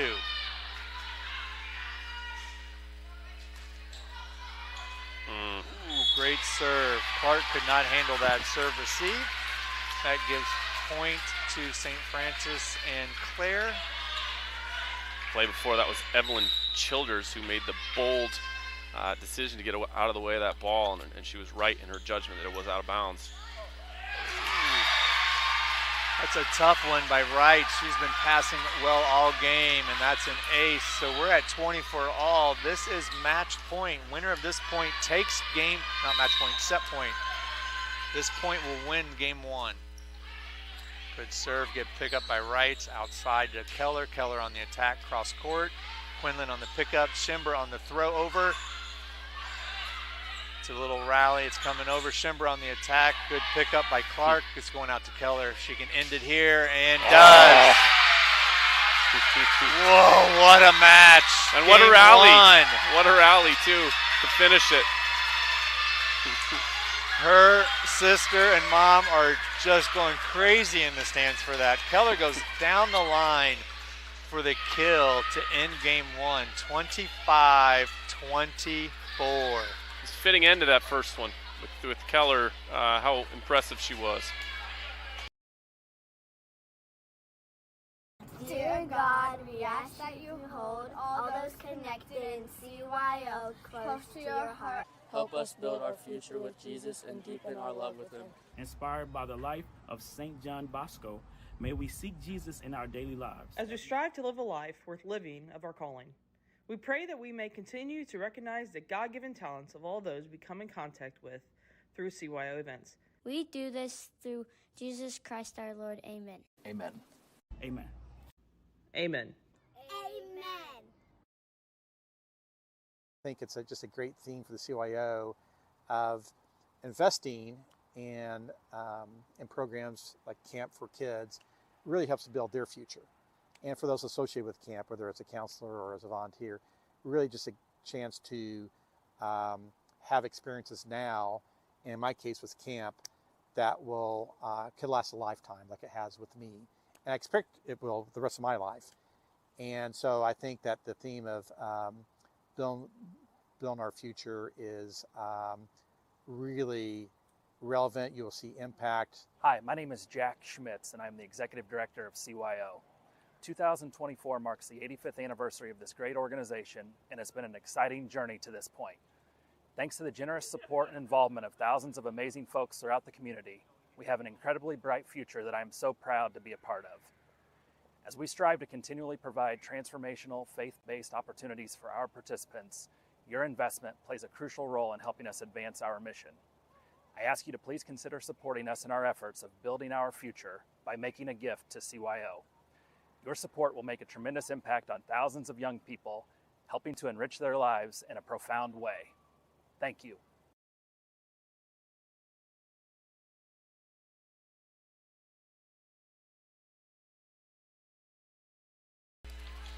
Welcome back for Game 2 of the Cadet A American League Championship. Game 1 was amazing. I'm looking forward to Game 2, Chris. This is getting fun for sure. What a scrappy group this Mount Carmel team is to fight back there and get the first one, the critical first one.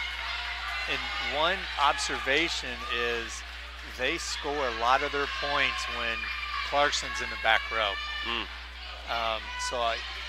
They did a great job of neutralizing her back row attacks, which are phenomenal. But I'm expecting 24-24 again with 1 point to end set 2. Yeah, the first 5 or 10 points of the game were really dominated by Clarkson. All of a sudden it was like, wow, okay, she's really good. But then Mount Carmel just did a really good job of adjusting how they were playing to sort of keep the ball away from her. They have. They've done a great job. St. Francis and Clare should begin set 2 with serve. They will. Their setter and team captain, Addie Shimbra, coach's granddaughter, will serve to start the second game. Great float serve over the net. Pass over by the Raiders. Attack up by Annabelle Hall. Good dig. Keller on the attack for the Raiders.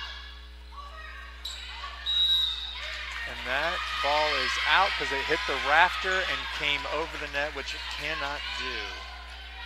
So that'll be a side out point for Our Lady Mount Carmel. Back to serve for them is Sylvie Dooley.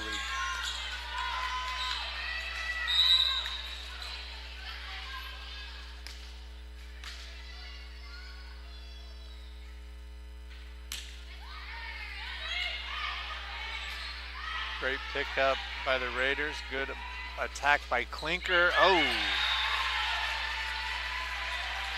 Oates got a hand on it there. Not enough. That's good outside attack by the Wolves to get side out.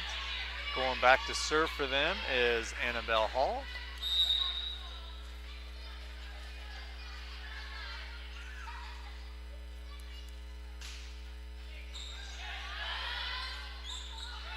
Outside attack by Keller. Good dig by Quinlan. Outside attack by Clarkson. Oh, amazing dig by Kramer into the net, though. The second one there for Clarkson, I think she actually mishit. I think she caught it with largely her pinky there, but it ends up working out because, again, just a change of pace, the surprise of it. That will catch you off guard. Back to serve again for the Wolves is Hall.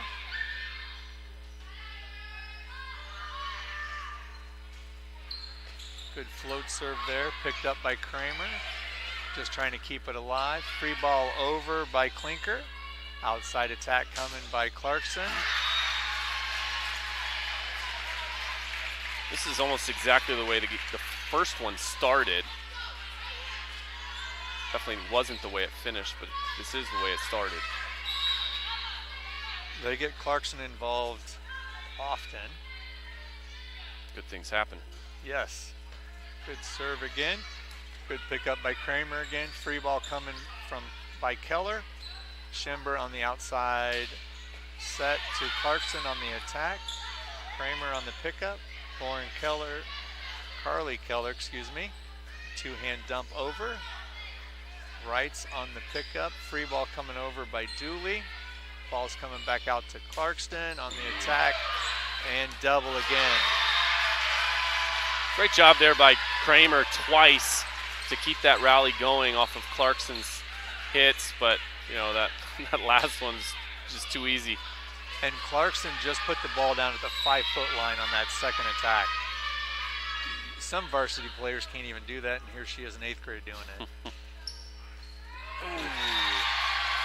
Good serve there by Annabelle Hall on the ace. St. Francis and Clare out to a dominating start here at 5-1 in game 2. Kramer looked a little flustered there. She had done such a nice job on Clarkson's hits on the previous rally, but I guess if you're that target over and over again.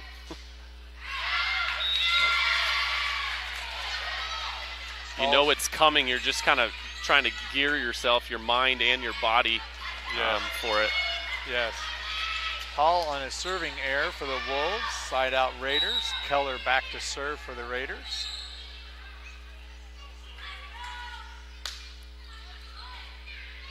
Nice off-speed serve. Clarkson coming on the outside set. Good dig. Good dig there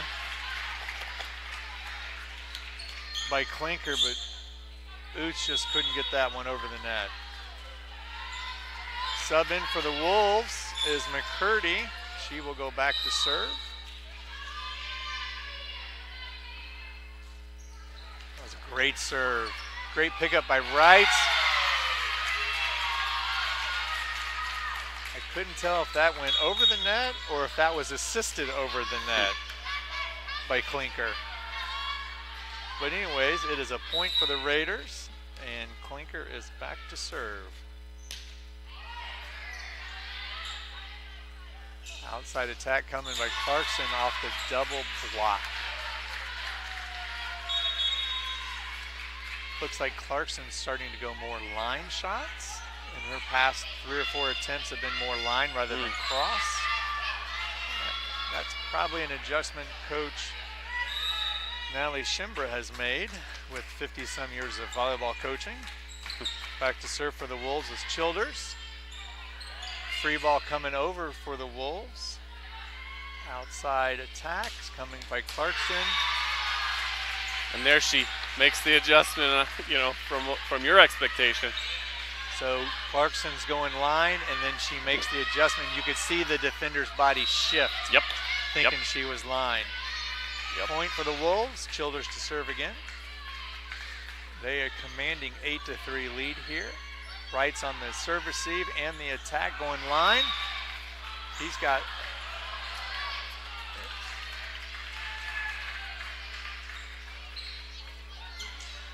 I believe the ball was out.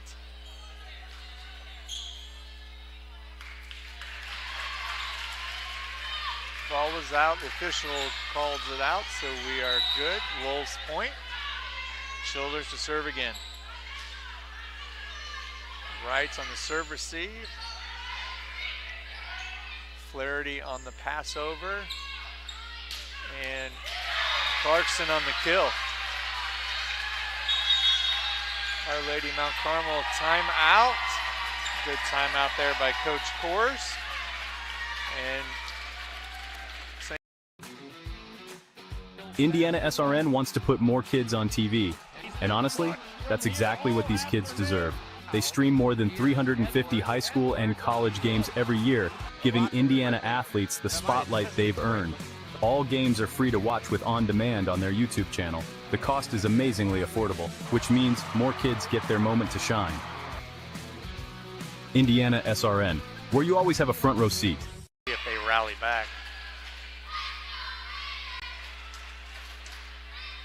We are back here in Game 2 of the Cadet A American Championship game. St. Francis and Clare Wolves are leading in Game 2, 10-3. Chris, what do you think are some things that St. Francis and Clare have been able to take advantage of here in Game 2 that are just kind of throwing Our Lady Mount Carmel off balance? Well, Clarkson's involvement early in this game, you know, they're just finding a way to be the aggressor here, and they're putting Mount Carmel on their heels. They are. Wright's on the serve receive. The pass goes into the net. Takes the setter into the net, so we have a net violation on Dooley. So that will be another point for the Wolves, leading 11-3.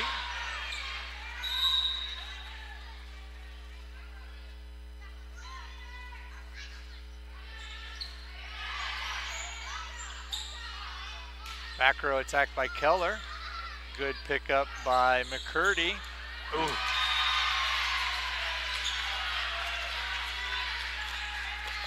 That was a good little dump there by the setter, who's in the front row and is an official attacker now. Childers to serve again.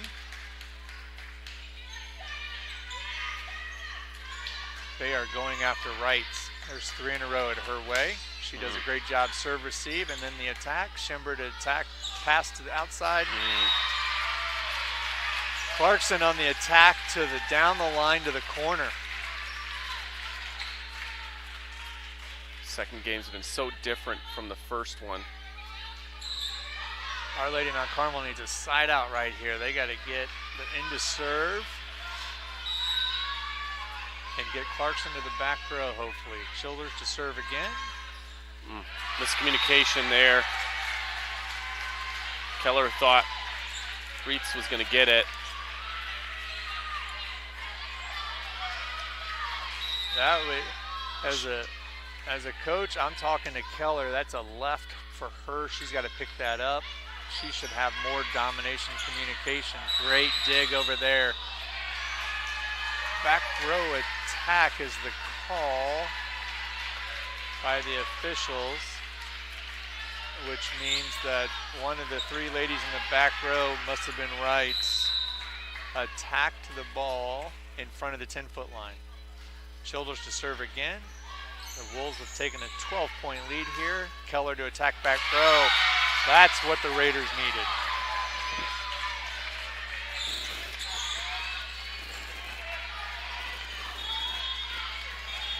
So that gives us a side out to the Raiders, who are down 4-15. And Kate Oots comes back to serve for them.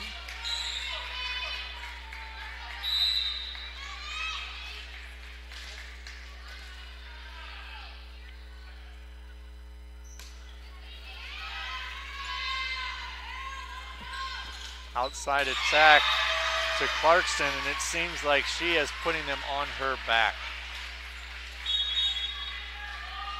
They've come out with a little fire here. Raiders subbing, Clark is in, Oots is out. Clarkston back to serve for the Wolves here. It's a good float serve. This second game has been all Clarkson. Everywhere she's been on the court. You're absolutely correct. I would be curious, out of the 17 points, how many has she scored on? And her serves are amazing float serves. They're moving every bit of a ball length one way or the other. And you have to watch that into your platform or else you're going to be in trouble. Great serve received by Keller. Outside attack by Wright. Off the block and a point for the Raiders.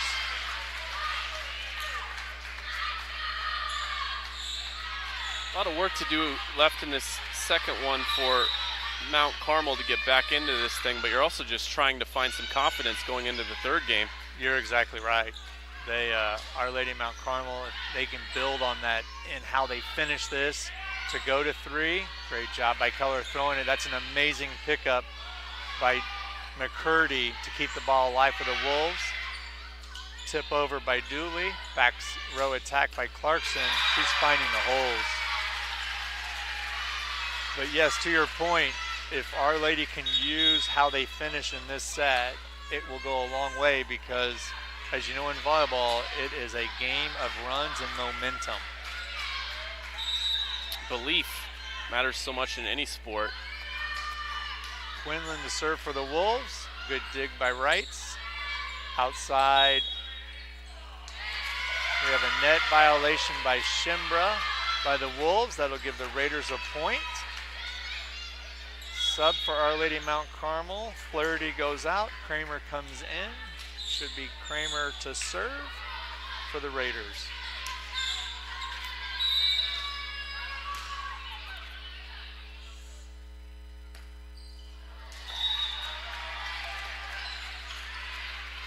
Tough serve error for them.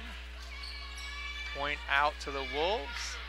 Subbing in for the Wolves is Giacobi. Pardon me, that is Ship is in and Childers is out, and we have a timeout on the floor.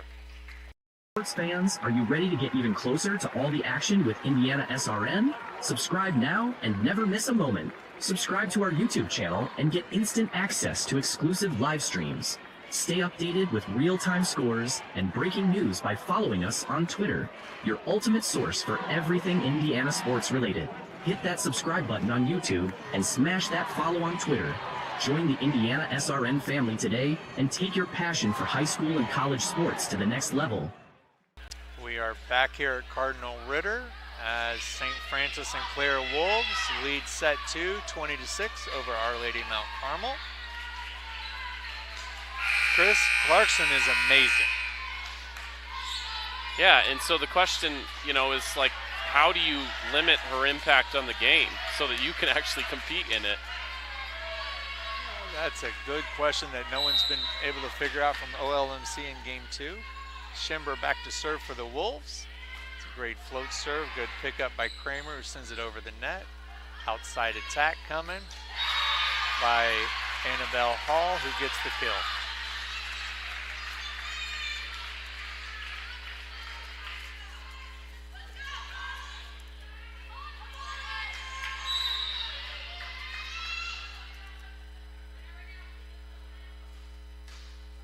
Good serve again by Schimber. Pick up, free ball coming over. Keller sends it over on the freebie. Schimber on the set, middle attack. That is Giacobbe. Oh, the setter attack by Dooley. Back row attack by Clarkston. Good pickup by Wrights, who sends it over on that pass. Schimber on the attack. Into the net. Fours. Side out, point Raiders.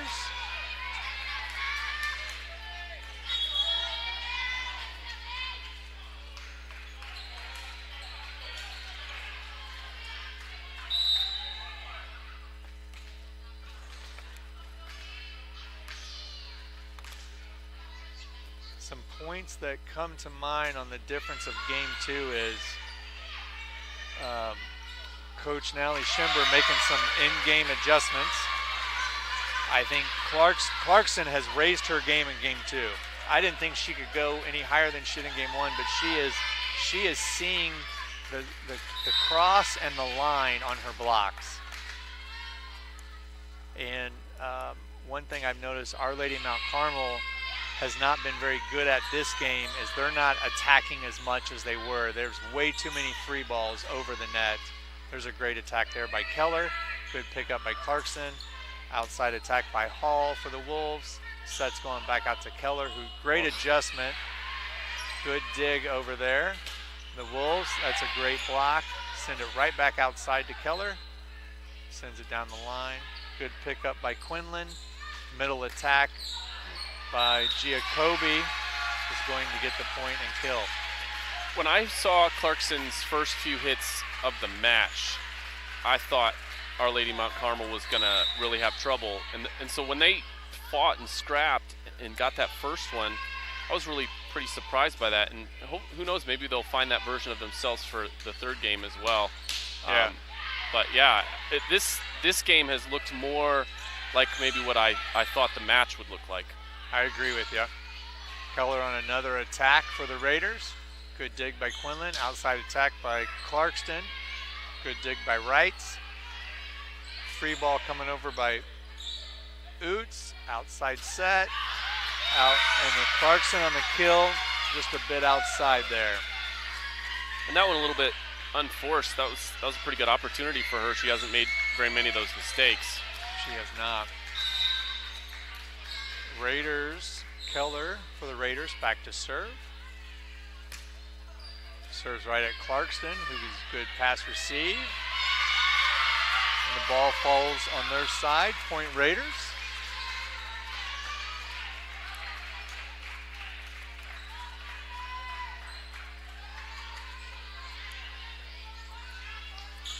Keller to serve again.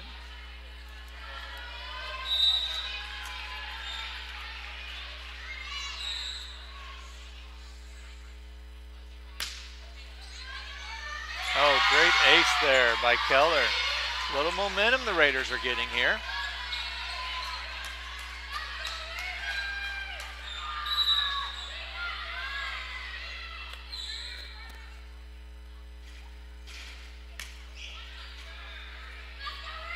Good pass receive over there by Quinlan. Outside dig by Clarkson. Great dig by Keller.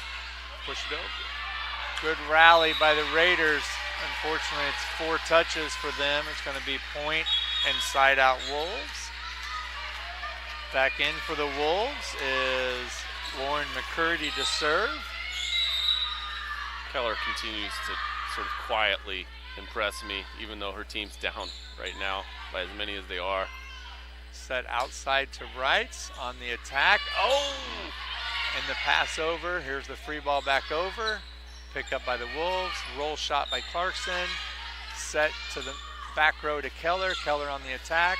Good pick up there by McCurdy. Outside attack by Clarkson. Great dig by Kramer. Rights on the attack. Pick up by McCurdy. Outside Clarkson. Great dig by Keller again. Oh. Amazing dig. That ball just went out. But the fact she's able to pick that up is amazing.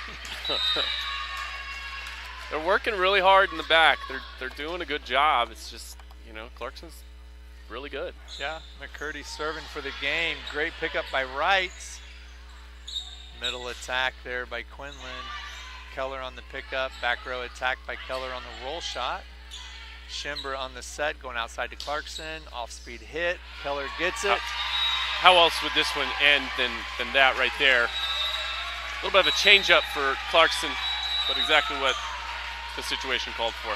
So we will be back here for Game 3 in a moment.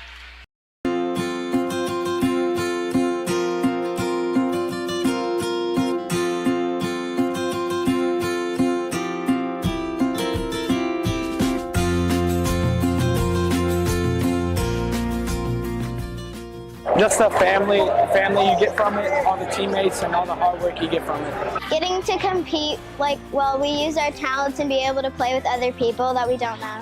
I love all the friendships that you can make at CYO camp and all the creative activities that we do. The people, the community that you're playing for, your school, you're not just playing for a team, you're playing for a whole organization of people, so that's pretty cool, I think. That it's very inclusive and no one's left out and you're able to have fun.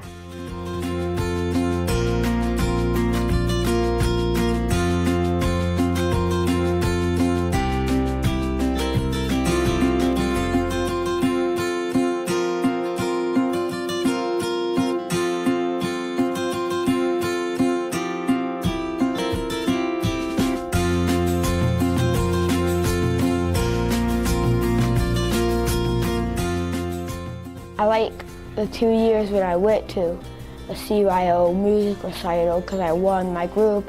It aided me finding out that I won. I'm like, yay! Even if we make a mistake, that we all give each other high fives and we say, it's okay, you can do it.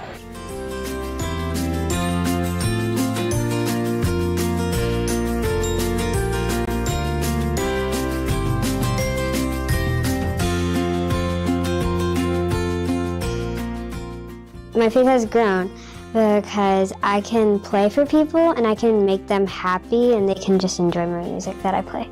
My faith has grown by knowing not to always get down on myself when I lose because there's always going to be another time. For each sport I play in CYO, we will pray before and after, and we sometimes also pray with other teams.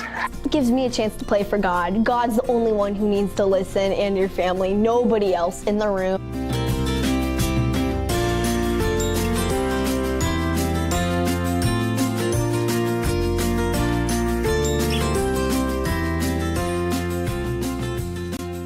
St. John Bosco basically is our patron saint. His philosophy is that if a kid's doing it, we're doing it. We go into their world. One of the reasons I love it is it's all embraced in play. You know, his philosophy came down to 3. It was that you always treated child kindly, that you always treated child fairly, and through our actions, we model who God and Jesus were. And I think if we can do that, that's everything. Faith is such an integral part of the experience. They know they're going to experience God and experience faith in a way that helps them come alive and helps them feel included and excited about being here.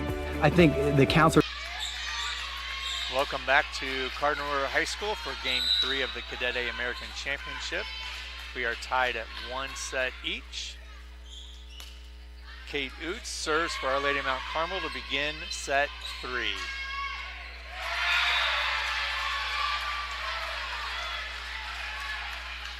Well, Clarkson, not surprised who starts that out as a point for them to get a side out. Back row attack. In is Clark for Our Lady Mount Carmel. Back to serve is Shimbra for the Wolves. Game is to 15, win by 2. Back row attack by Keller. Pop up by Quinlan. Middle attack by Giacobbe. Outside set for Wrights, the daughter of Joe Wrights, who's probably in Kansas City with the Colts right now. Outside attack by Annabelle Hall gets a point for the Raiders, leading 2-0. Chris, in this game, Our Lady Mount Carmel cannot afford to let St. Francis and Clare dominate in the beginning like they have the first 2 games. Well, I think they're going to have to find some offense from their serve, but of course they have to get a serve before they can find offense from their serve, because when they're not starting from the serve, you know, they're playing defense the whole rally, and that isn't going very well. No, That is another point for the Wolves. Shimber back to serve again, leading 3-0. Good pickup by Wrights. Set outside, attack Wrights. Oh, good dig by Shimbra. Oh, almost. Point Raiders, side out Raiders. Juliana Wrights will come back and serve for the Raiders.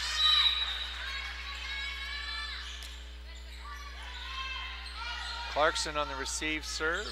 Free ball coming over. That is a legit ball. Shimber plays over free. Outside set, attack Keller.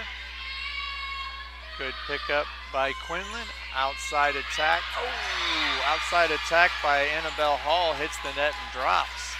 The other thing I think they have to keep doing, you know, even as they start out in a hole down 4-1 to start, they got to keep finding Keller, because she seems to be their best hitter.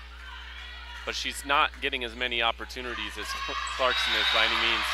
She's not, and I agree with you. She's their go-to girl. Annabelle Hall serves an ace for the Wolves, leading 5-1. In a game like this, I always break game 3 down into increments of 5. Be the first to 5, the first to 10, and the first to 15. Right now, St. Francis beat them to 5, leading 5-1. Outside attack to Clarkson. Right in between there of Kleiner and Reitz. Neither one of them went decisively. Neither one of them fully committed. They kind of were bracing for the contact. And the Wolves out to a commanding 6-1 lead again, as Annabelle Hall is back to serve, and that will be an ace for the Wolves. And Coach Kors is going to call a timeout here to kind of settle them down as the Raiders are down 7-1.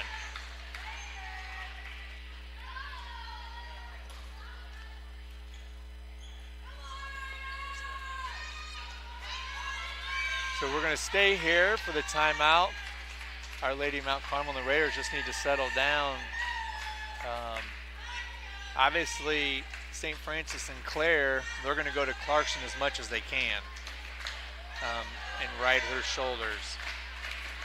But the Raiders, they've got to be able to make sure they make some good passes, and then, you know, they got to go to Keller. Keller's, you know, she's the one that had led them to the first game. She hits the line, she hits the cross off speed. They need a side out right here on this serve. You got to string some points together too when you have the serve. Yeah, you got to have your servers get some points. That's important. Annabelle Hall back to serve for the Wolves out of the timeout.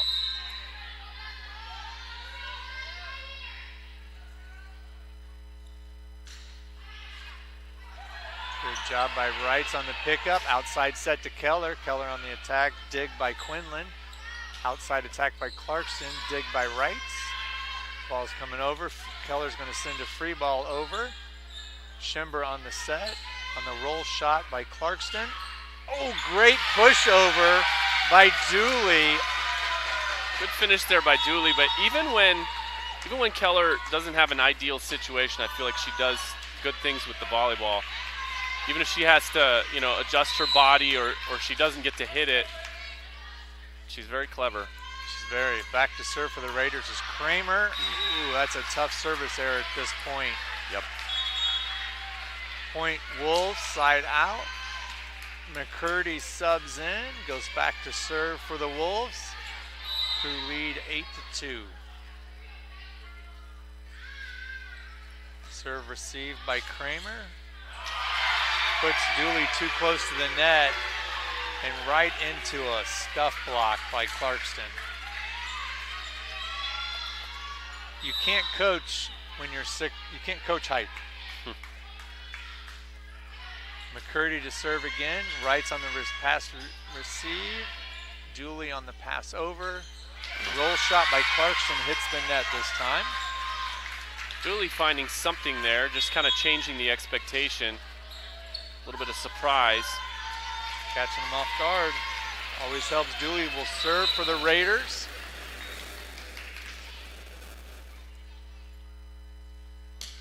Raiders down 3-9 right now. Free ball coming over by Quinlan. Picked up by Kramer. Outside attack by Keller into the net. One of her first mistakes in this match. Yeah, she's been a solid go-to player for him. Childers back to serve for the Wolves, who lead 10-3. Free ball coming over by Klinker. Shimbra on the set outside to Clarkson. Great dig by Wright. Holy smokes. And sends it over the net and out, just shy of the line.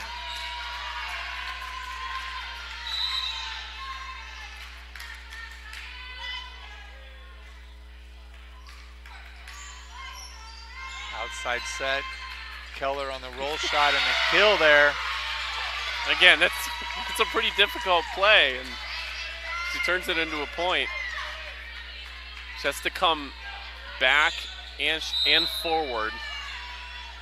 Yeah, she's all relying on her setter and the place she puts it. Keller back to serve for the Raiders. Great serve, right over the net. Good pickup. Impossible. Clarkson on the kill. And nobody was getting that ball. Nope. What about you? Could you have gotten it? No. I would still be standing and looking at it. That's as quick as my movement is right now. Your brain tells you to move. Yeah. Clarkson back to serve for the Wolves. 3 off winning this championship game here. Serves out. That is deep. It's a break that Our Lady Mount Carmel needs to take advantage of. Yes, gives them a point. They're only down 7. Klinker comes back to serve. See if they can string a few together here. Good dump. Nice idea by Shimbra. She just didn't execute the play. And Our Lady Mount Carmel is running out of time to make a run, so if they're going to make one, might as well be right here. Klinker on the serve over. Shimbra outside set. Ooh, got it down on the line.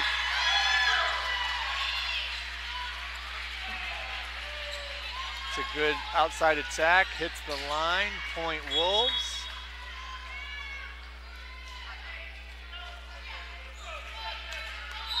Back to serve for the Wolves is Quinlan at 13-6. Good pickup by Keller. Outside to Keller on back row attack. Good pickup. Outside attack by Hall. Keller found it out of the rafters and played it. Good over ball by Klinker. Outside attack again by Hall. Finds the hole between Keller and Klinker. And Quinlan will serve the Wolves for the match. Oh, get it over. Oh. Well, the Wolves win it. 24-25, 25-11, and 15-6. Impressive by St. Francis and Claire not to panic after losing the first set. Didn't seem phased at all. They dominated the second one, and then the third one a little bit more competitive, but didn't have that much trouble in the third one either. No, and I'm going to credit the coaches on the adjustments they made after game one with their experience and expertise. But what a match. I mean, we saw some high-level volleyball. Our Lady of Mount Carmel has, nothing to shake their heads about. They were very competitive. They just were maybe outmatched by an amazing player. Yes. Yes, we were talking about how high of a level she could play at. And she does so much more too than just hit. Her hitting is, a weapon that Our Lady Mount Carmel did not have an answer for. But she does other things on the floor than initiate the offense. She does, and she makes everyone around her really good. That's the other thing. And these Our Lady Mount Carmel girls who've been together since 4th grade, you can see how tight-knit they are. As the coach said, we're playing on house money being here. To start 0-4, to finish the regular season 1-6, to win 3 straight to get here is a testament to the girls and their hard work and what they've done. And, and they came up against a team that was amazing. You see both teams, in the vicinity of each other. The body language of Our Lady Mount Carmel right now too, how together they are and even in defeat, as we wait, assuming some sort of congratulatory ceremony here for the winners. Yeah, really a lot of credit to the second place team in this one. Yeah.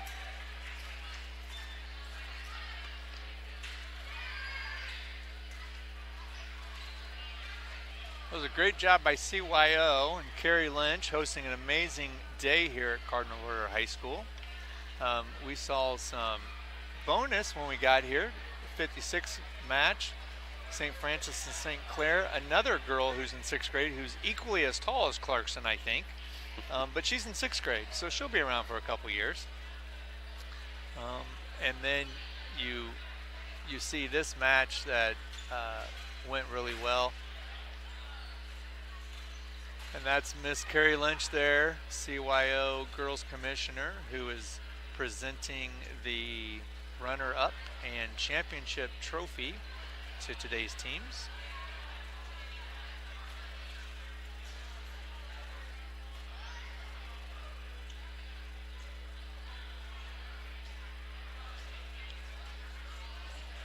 Next year, this tournament will rotate to Roncalli High School, and they will host it, the Cadet A and Cadet A American and Cadet A National Championships. It's a 3-year rotation between Bishop Chatard, Cardinal Ritter, and Roncalli High School. Not for volleyball. Volleyball, this is the ending thing for your CYO season. Most of these girls have probably already started club season, as clubs started in the past 2 weeks. So they're concluding their 8th grade CYO volleyball season and moving into club, or they will be moving into girls basketball here in January, which will get going. Did you play CYO sports? I did. I am a Christ the King product. I played soccer, football, and basketball, and it's some of the great memories that I had as a young kid. So kudos to my parents for pushing me to be involved in sports, because they were not sports-minded in high school.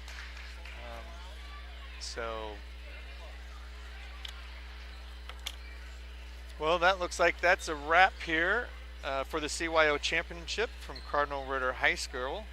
For all of us here at IndianaSRN, I'm Mike Hash alongside Chris Schumer, saying thanks for tuning in, and to remind you to be kind, always celebrate an ace, and keep supporting IndianaSRN and the CYO Volleyball. Have a safe and wonderful Thanksgiving holiday.